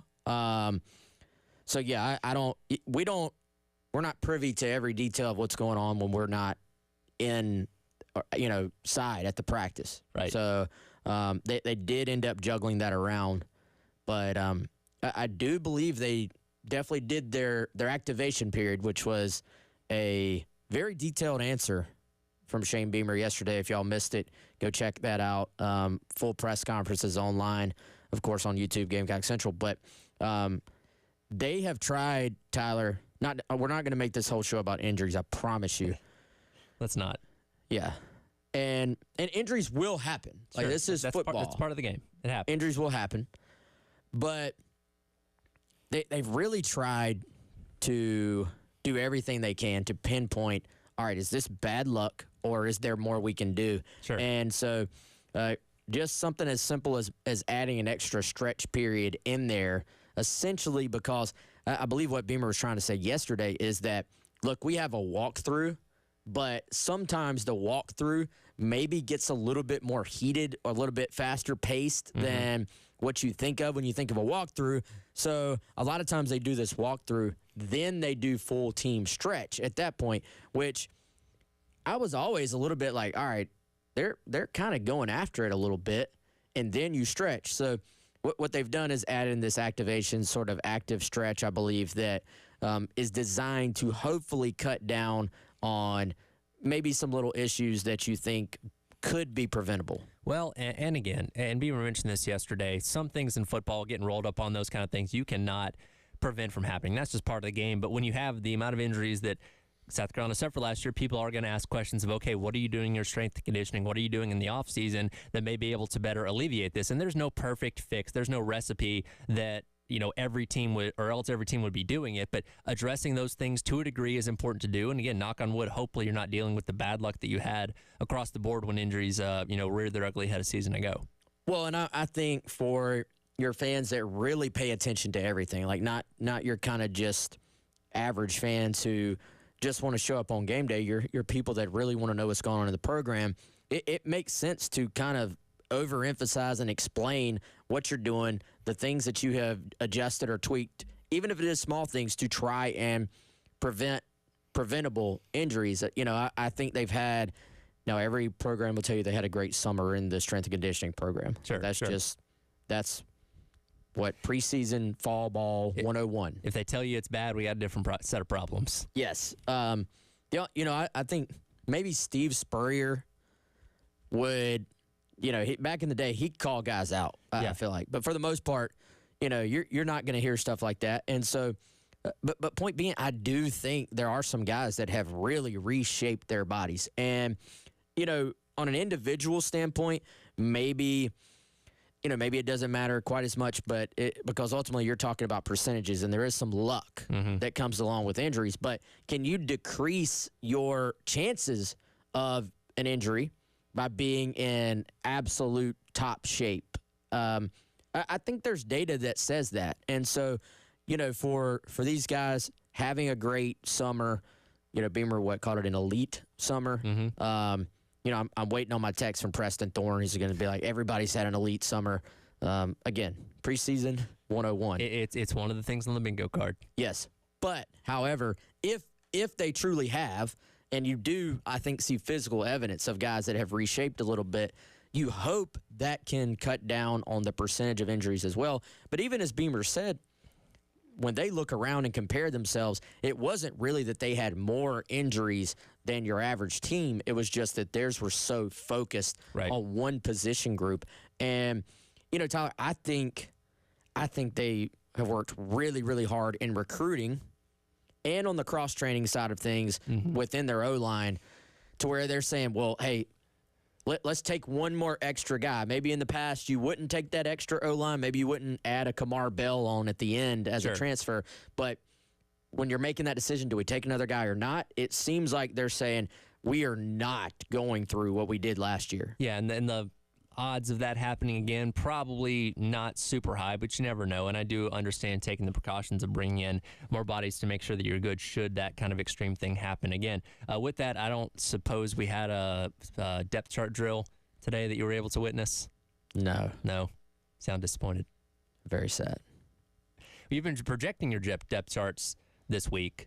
Are you waiting for confirmation?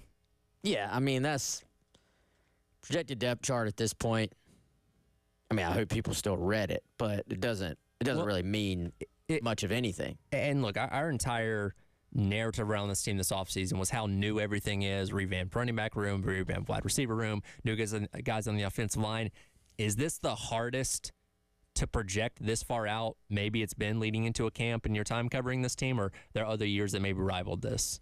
There were probably other years that maybe rival it, but certainly right now, I think you'd say it's fair to say it's hard to project it because the information just does not exist yet. Like, who's starting is going to be determined by who plays the best in practice these next, 4.5 weeks. Right. So I think for South Carolina, at certain positions, like I think when Beamer says, I couldn't tell you who the top 6 receivers are going to be.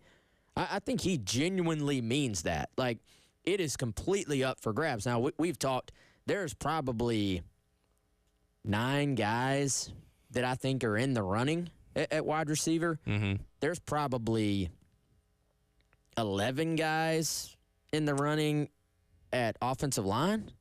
So, yeah, you're making educated guesses, but I would say it's more on the guess side than the educated side, just because we've got to see who steps up. And, I mean, I talked to several of the wide receivers yesterday, and, man, that's and I'm more talking about just communicating with them and seeing what they're all about. That's actually a very impressive group, man. Like, they pull for each other. They seem to have a really good vibe within that room. They seem to all understand, hey, we're being counted out a little bit, but if I perform, I'm going to be in the mix. Like, I'm going to have an opportunity to play. It's not like you're sitting there going, well, South Carolina returns 3 starters at wide receiver. Yeah. I think it's good competition. I don't think anybody knows who will emerge yet. Like, you can give your guesses, and of course fans are going to have their favorites, but it's just to be determined. And I don't think anybody has a distinct advantage either. Yeah, you have guys like Harbor and Tyshawn Russell that were obviously on the team a season ago, but like Nick Harbor was gone for most of the offseason because he was doing track stuff. And, you have all these guys that come in from the transfer portal, and guys like Devon Campbell and Devendarius Jacobs, come in a little bit later than some of those other guys. And obviously we played roulette with the wide receiver coach position at the beginning of this year before landing on Mike Furry. So it's not like he was here a season ago with a lot of these guys. So everybody kind of comes in, I wouldn't say on equal footing. There's some guys that maybe have more advantages than the other based on experience and stuff like that. But it is truly a open season for these guys to determine who the best 3, 4, 5, or 6 wide receivers are going to be. Yeah, and that can be good. I think that can be really good. Would you rather have an Alshon Jeffrey or Kenny McKinley or Brian Edwards or somebody that's established coming back? Of course, but I think it makes it at least interesting from a media and a fan standpoint. And you're going to get the best out of those guys because they know what opportunities they have in front of them. So, unfortunately, like you said, no depth chart drill today, so we didn't get a glimpse of, hey, who's up first? Who is at what position? Who's inside? Who's outside? All those things. And so I think that is something that hopefully as the preseason progresses, we may get a better idea of who is starting to emerge. I did, Tyler, ask around. I was joking with one of the coaches, not at receiver, just one of the other coaches. And we were like, all right, so y'all really don't have a depth chart. Like, come on, dude. Y'all have a depth chart. Right. And he's like, I got the coach speak answer. Sure. And he's like, actually, no, seriously. He's like, the depth chart can change within a drill. Like, this is not, like, you don't show up and get told, hey, you're 1 on the depth chart. Right. We're in practice.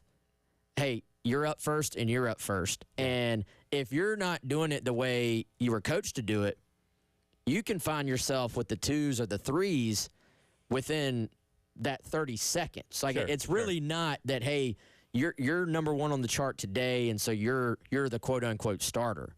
Like, if you're not doing what that assistant wants you to do, you can find yourself in that your mental depth chart. You can look around and be like, wait, I'm with the 2s and the 3s now. Right. I started the day with the 1s. So it is truly, because I kind of pushed back. I was like, dude, y'all have a depth chart on the wall. Right. He's like, I mean, we know who's going first to start the day. Sure, but that doesn't mean they're the starter necessarily. Exactly. It is truly fluid. But depth charts still are very good fodder for us to talk about. Well, we will find out in due time who those starters are going to be as fall camp rolls along. I want to remind you, the greatest Gamecock moment since the year 2000 rolls on. All of our initial polls are done for the week. Going to take our 4 winners, move them into another poll next week, and crown our overall winner and talk about them on August the 12th. That is next Monday. All sponsored by our friends over at Columbia Craft down at 520 Green Street in the Vista. So keep an eye on 1075 The Game's Twitter page next week for that next poll to pop up. We'll hear from Dow Loggins as he spoke to the media, as everybody did yesterday at Media Days ahead of today's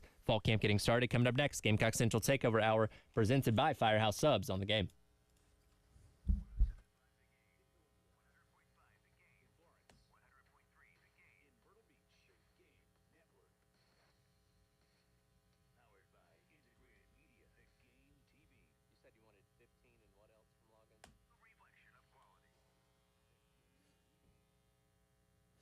All right, guys, let me tell you about our friends over at Classic Roofing. Special shout out to my guy, Mac Sawyer, who was just over here checking out the studio. Mac is going around right now doing free inspections on roofs in the Columbia area. He can do the exact same for you. Maybe you've got a leak. Maybe it's just a roof that's getting up there in age and you want to make sure that you're in good shape. Peace of mind is a powerful thing, and they can give you that as far as your roof goes. 803-590-7870 is the phone number. ClassicRoofingSC.com is the website. If you go on there, you can get a better idea of their background and what they're all about. but maybe even most importantly, you can click your link there and get a free estimate. Set it up so they can come out and come to your home and check out your roof. You want to have that peace of mind. And, of course, if you do already have an issue, if you have a leak, call them, let them check it out, and let them get that thing fixed up. 803-590-7870.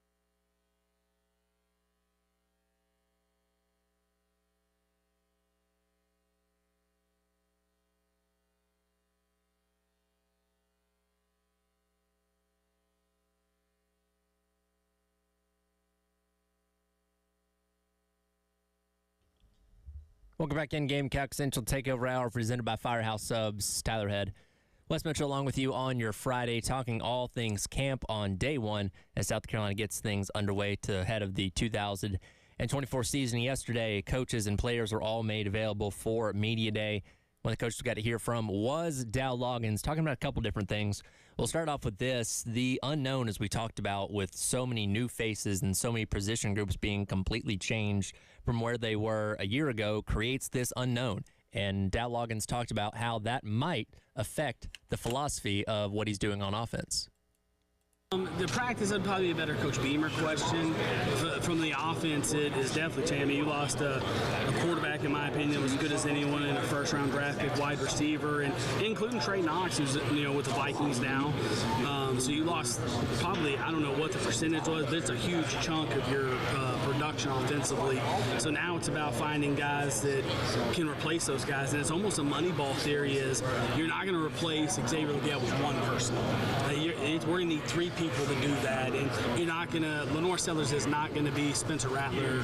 Right, Spencer Rattler started 30 games by this point in his career, but he needs to focus on doing his job and playing well. And we need the other 10 guys around Lenore's, if it continues to trend, and he is the quarterback, to play well. And it's going to be more a 11 guys playing well versus 2 superstars that keep you in games and provide production offensively.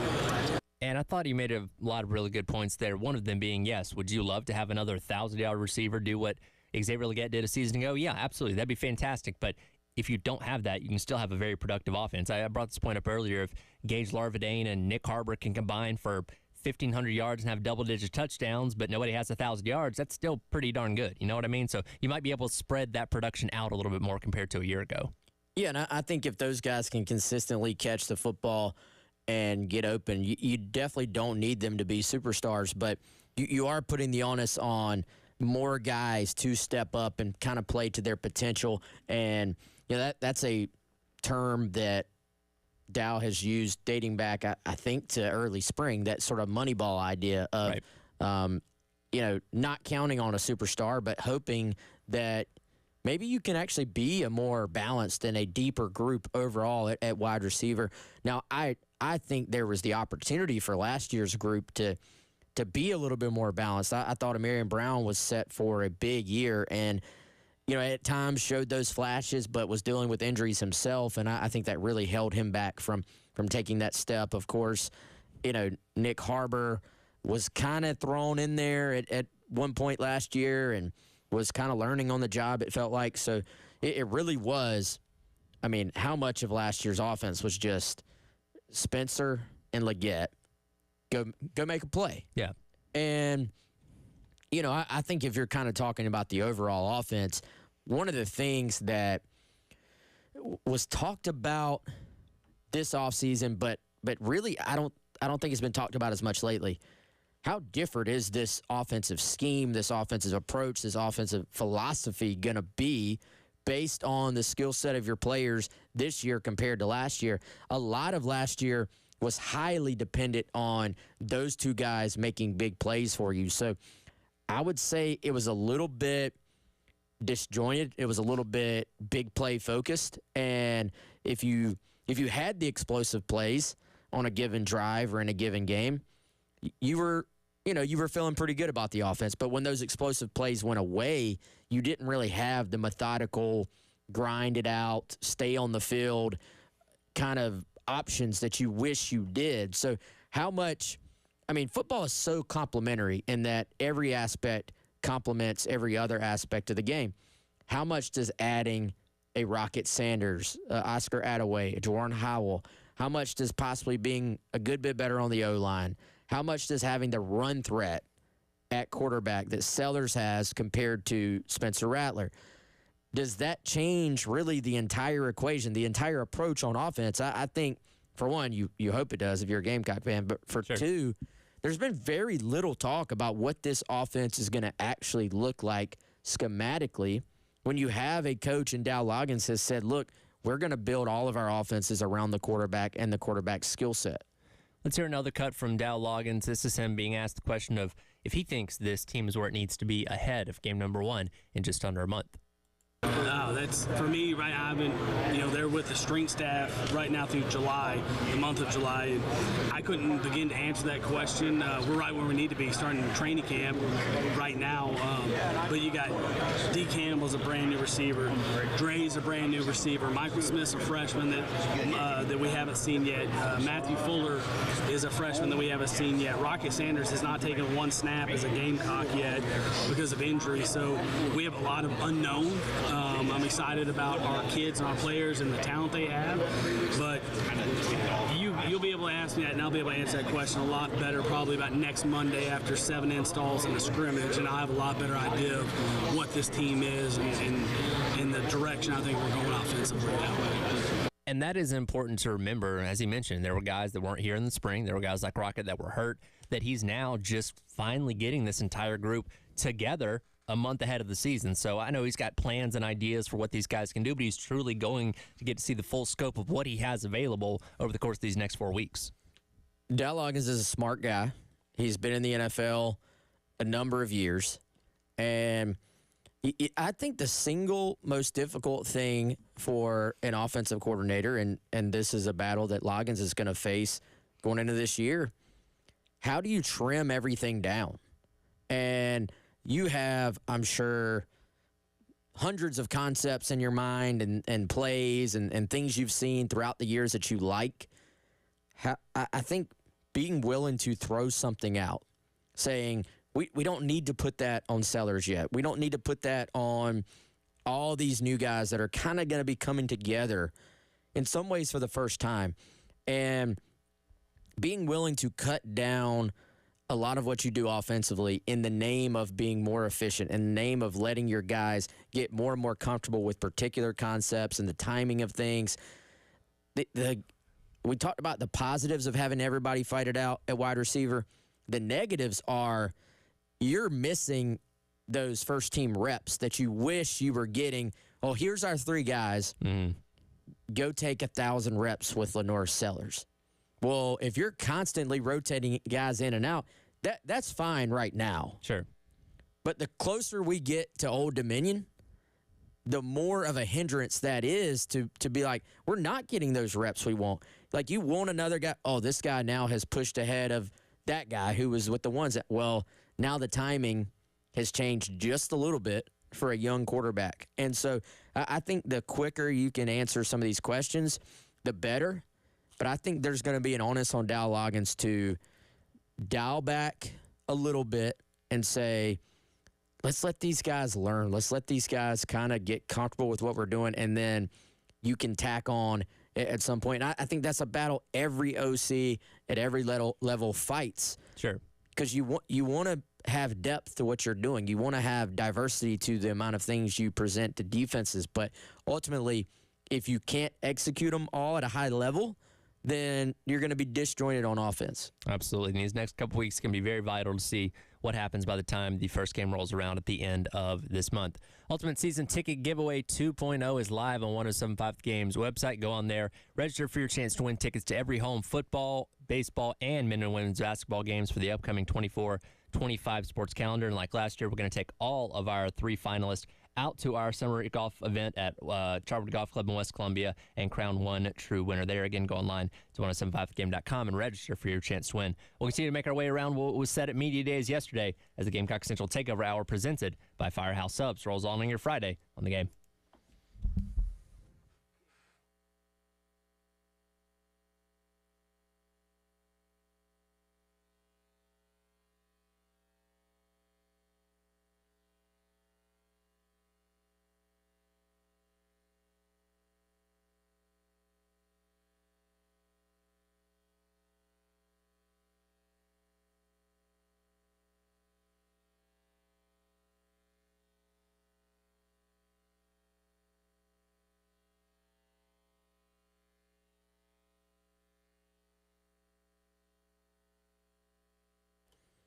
Every single episode of the Gamecock Central Takeover has been presented by our friends over at Firehouse Subs. Shout out to my guy Larry Chandler for taking great care of us here on the show. And his Firehouse Subs that are throughout the Midlands, there's 14 convenient locations. They're going to take great care of you and your lunch. Absolute best way to order it. Hit that Rapid Rescue to go. Avoid the wait and order online. 2 ways you can do that. FirehouseSubs.com, of course, on your phone or web browser, or download the Firehouse Subs app. Now, hopefully, if you are a listener to the show, you've already got this thing downloaded, which means you can go ahead, go on there right now and order up your lunch. One of the best parts about it, you're going to get points every single time you order, and you can trade those points in at a later date for free food, which, of course, we all love. Try my favorite, brisket add bacon. Try Tyler's favorite, turkey bacon ranch. Or try them all. They're all great. FirehouseSubs.com.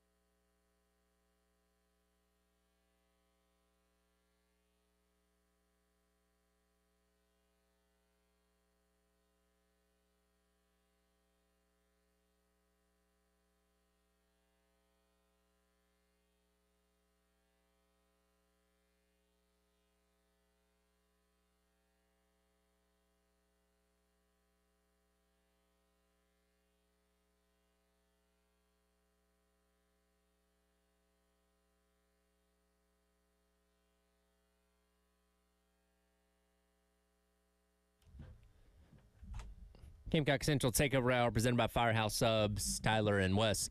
Along with you on this Friday, making our way through what we heard from coaches and players as well yesterday at Media Day ahead of today's start of fall camp. Clayton White, somebody that we thought might have been in trouble for actually not being retained at one point last year, did turn the defense around in the month of November. And a lot of excitement going into this year for what the defense can bring to the table. And I believe, Wes, you actually asked him this question in regards to the scheme. We obviously have questions about the 3-3-5, the 4-2-5, and how experience can help them maybe determine which way that they want to go with that. It's obviously been a process getting that done. I mean, it takes a while. It took us the time to kind of and really believe it and put it out in the game and in games and do it and be successful. It starts with just our guys understanding our base 4-down defense. Once they understand, which our guys do, we made it to where those terms just go right to the 3-down defense. So, and it does help to have a veteran defense. Where I don't have to teach the 4-down defense and say, hey guys, I know you just learned that, but now that's going to be also the 3-down defense. But now our veteran knows the 4-down, so we just really teach them 3-down principles. And we'll start out in the 4-2-5, 4-2 nickel tomorrow, and then we'll transition over to our 3-down stuff from day 3 and 4. And as he told us, going back to Pro Day all the way back in the springtime, that it seems like 4-2-5 is still going to be the base, but we don't know how much that 3-3-5 is going to be implemented. And I thought Coach Beamer said something interesting yesterday when he was kind of asked about, how these position groups are going to shake out. And he's like, last year at linebacker, for example, we had about a rotation of about 3 guys. We weren't super deep at that spot, and we're still able to run 3-5 towards the end of the season. Now they're like 7 deep there. They have a lot more options, and how that plays into not only the experience, but just having the bodies to rotate in and out to be able to play different schemes as the year goes along. Yeah, and I think we saw the 3-3-5 kind of unlock the potential of some guys. You look at Bam Martin-Scott and kind of the way he finished the year once he found the field. That, to me, was a huge part of their improvement on defense. And now I think a big reason that they had to go away from the 4-2-5 is you've got to have pass rush juice from your edges. And they just were not consistently getting that last year. I think that's a much, much better off group going into this season.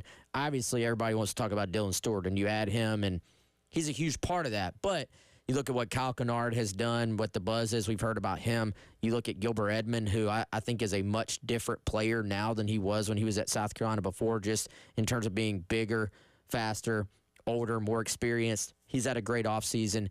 And then, of course, you can add in some of the other guys, Brian Thomas Jr., Elijah Davis, who is at that edge spot. And so I think having the ability to get to the quarterback by rushing 4 and feeling comfortable with that allows you to re-implement the 4-2-5 a pretty good bit. But, there were times last year where you're like, man, this 3-3-5 may be their base defense. And so the flexibility, I think, is really nice in terms of what they can do with that.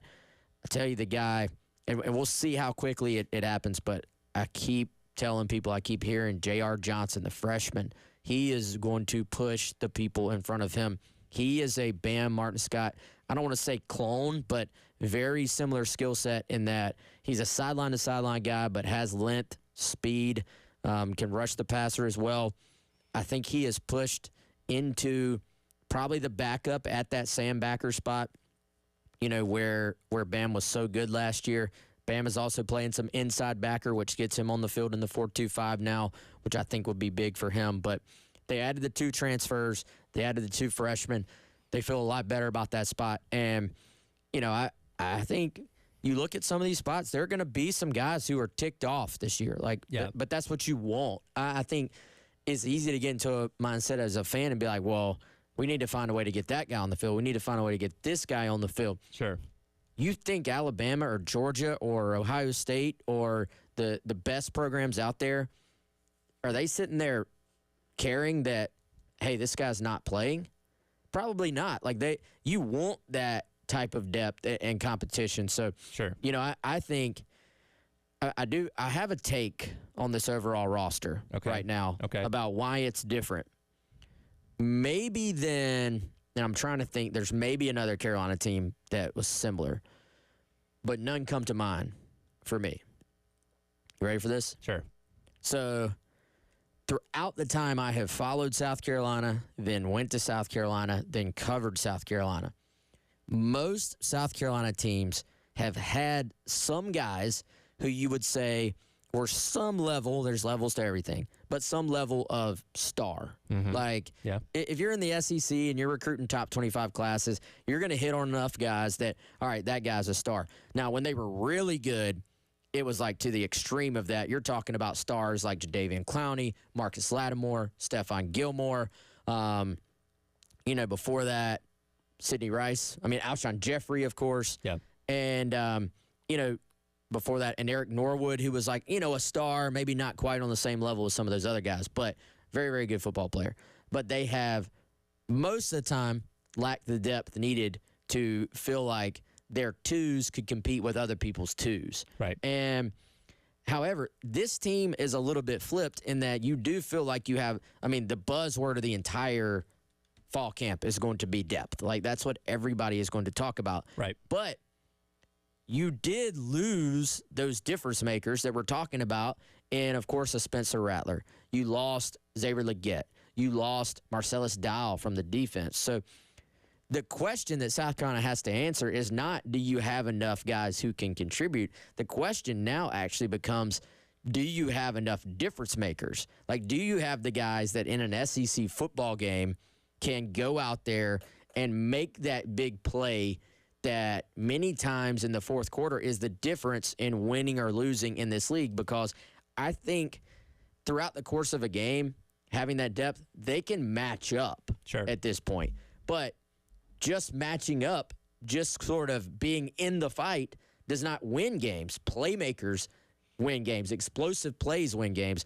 Turnovers win games. So I think our question for this group overall is, are they able to have those type of difference makers emerge as this season progresses? Yeah, and it might be something that we're not going to know right out of the jump from those first couple of games. It may not be something that we have a definitive opinion on until we get halfway through the season or whatever it may be, but you're going to need those guys, like you said, that step up and separate themselves from the rest to lead this defense into what we hope can be even better than it was, at the end of last year, which, again, was not a whole lot better than it was in the middle of the season, but certainly want to have a total turnaround on that defensive side of the ball. Yeah, and I think, and when I'm giving that take, I'm talking offense and defense, because I think, you do have some guys. You do have some guys on defense like, a Debo Williams, a Nicky Mawari. I think if you asked him, he would say didn't get off to the best start last year. Mm-hmm. Had a great finish. Like, you have some guys you feel good about in that safety room. Sure. Kilgore at nickel, of course, had a great year to be a freshman last year. But can those guys take that next step to where they are going and winning games for you? Your corners, there's better depth at corner. Yeah. Do you have guys that can step in? This is how many years in a row you had Marcellus Dial get drafted, you had Darius Rush get drafted, you had Cam Smith get drafted. You can go back a few years before that, J.C. Horn got drafted. You've had some pretty good difference makers in that room. So can O.D. Fortune, who is locked in as a starter, can he take over as, hey, we can put OD on their number one, right, and we feel good about that. Right. So I think, like you said, these are things we will not know. You really don't answer all your questions till the end of the season. Sure. Like, it's always a fluid answer. Right, absolutely. Speaking of which, we will dive into a big recruiting weekend coming up. Several notable commitments being made this weekend. South Carolina in the running for a couple of big names. We'll dive into that coming up as we wrap up today's edition of the Gamecock Central Takeover Hour presented by Firehouse Subs here on The Game.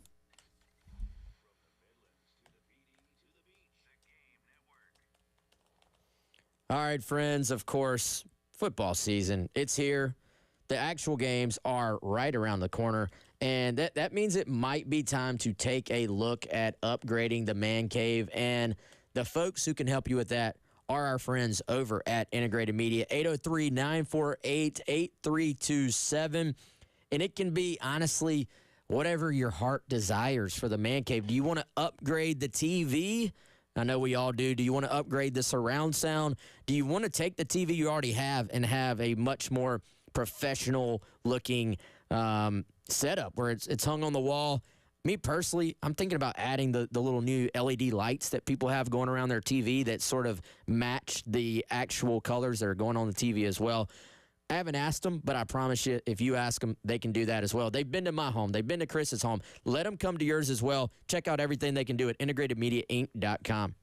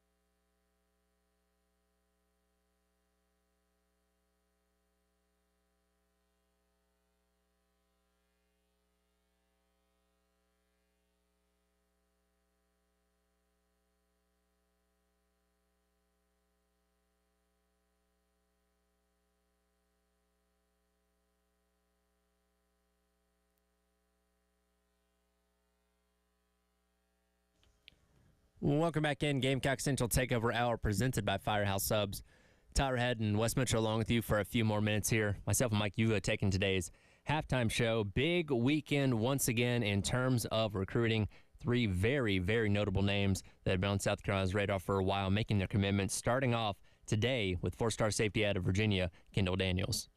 Yeah, these are guys that Gamecock fans have been tracking and watching and paying attention to for a long time. Should finally find out today on Kendall Daniels. You know, it looked like he was going to make an announcement. He was going to make a commitment way back in April. Gamecocks were in great shape at that point, and then the announcement just kind of never came. So, I think for South Carolina, this is one that they've worked for a really long time. Torian Gray, his staff over there, they've done a great job of continuing to recruit him and build those relationships and make him feel comfortable. And I'm hesitant to say anything is solidified yet. The kid really plays it close to the vest, but I think South Carolina is in good shape to get good news here. Virginia Tech, Clemson are kind of the other finalists. I think if it was either of the other two, it'd probably be VT, but I would say most signs point to the Gamecocks going out and having some more success in Virginia. 4-star DB, again, a guy they really, really want and have wanted for a long time. So I think should be good news later on today. Coming up tomorrow, Jalen Gilchrist, 4-star offensive lineman, also out of the state of Virginia. Another battle that seems to be coming down to South Carolina, Maryland. Georgia's in there as well, but it seems like things are really heating up from the Maryland standpoint, according to what y'all have been talking about. Yeah, and if we were going to put these in order, I don't really love percentages, but if we were going to put these in order of like, all right, are they in – who should they feel best about? I would probably put them in the same order that we're talking about them. So I would say among the three, South Carolina fans should feel best about Kendall Daniels being a Gamecock. I would say then you say Jalen is next. That's one where it is very tight. Maryland has done everything they could do to try and win this battle. And Maryland does not have any love lost for South Carolina. So there's a little bit, I don't want to say I don't want to say vendetta because the kid's a great player. So you're recruiting him because he's a great player. But is there a little extra edge with these two teams going up against each other because they have met on the recruiting trail? There absolutely is. So I think that adds an extra layer of fascination to this one. If you made me pick, I probably lean to the Gamecocks, but I would definitely preface it by saying don't hold me to that. Like that's not a me saying, hey, you should feel great about it. I think it's tight. I think with the way recruiting is right now, too, it can change. It can change tomorrow morning. And Bill and Preston made me aware of this, but some of his tweets and stuff in the weeks leading up to it, kind of been playing around with some things, maybe going against what the conventional thinking is, because I don't know, this may surprise some people based on the things he's put out there, it seems like. Which would make me more so think it's the Gamecocks. Maybe so. We'll have to see. Let me just say, when guys say they're going to shock the world, generally that means they're not going to shock the world. Right. And last one coming up on Saturday as well. This one, 4-star edge out of Hoover, Alabama, Jared Smith. And it seems like, based on what you guys have said, it's going to be coming down to South Carolina and Auburn for this one. Yeah, Gamecocks were in, pole position for a while here.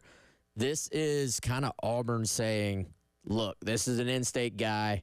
They're, of course, trying to build momentum, new coaching staff, and they have this thing where I think they're calling it like their Magnificent Seven or something, which is like their 7 in-state guys for Auburn that they're just refusing to lose. So they have pushed really hard. He was at Auburn this past weekend, which I don't think is a good omen for the Gamecocks. But there is still confidence in the football ops building for South Carolina. Like, they are still firmly in this.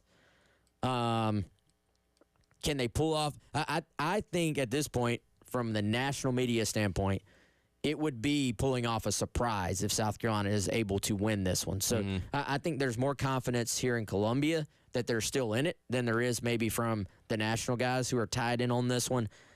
I think it's going to be tough.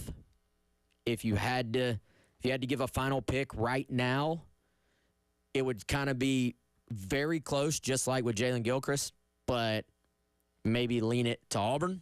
Whereas with Jalen, very close, but I leaned it to South Carolina. Yeah, so at worst, maybe 1 out of 3 this weekend. No, we're not. I think we'll have to see what happens. I think that's the case, Tyler. And I know Gilchrist, his will be live streamed on 24/7. Yes. Any of these other going to be made public that you're aware of?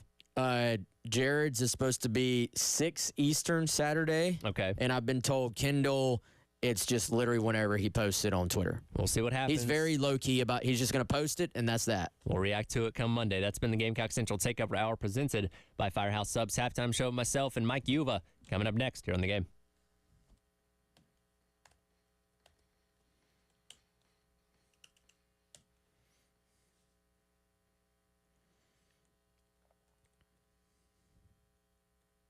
All right, guys, before I get out of here, let me tell you about Krantz Cooling. Obviously, I mean, y'all are in Columbia. Y'all know it is warm out there pretty much all summer, and nobody wants to deal with AC issues. So call Krantz today, 803-590-8775. Krantz Cooling, that's Krantz with a K. coolingwithak.com as well. If you're already having issues, go ahead and call them right now. But, of course, preventative maintenance is a very big part of your HVAC system as well. You want to make sure you can head off any possible issues before they actually happen. They can handle pretty much anything having to do with your HVAC. That could be air conditioner, repair, installation, heating, repair, installation. Again, like I said, preventative maintenance, ductless AC installation, indoor air quality, or if you are a business owner, hit them up for commercial HVAC services as well. That's our friends at Krantz Cooling, KrantzCooling.com with a K.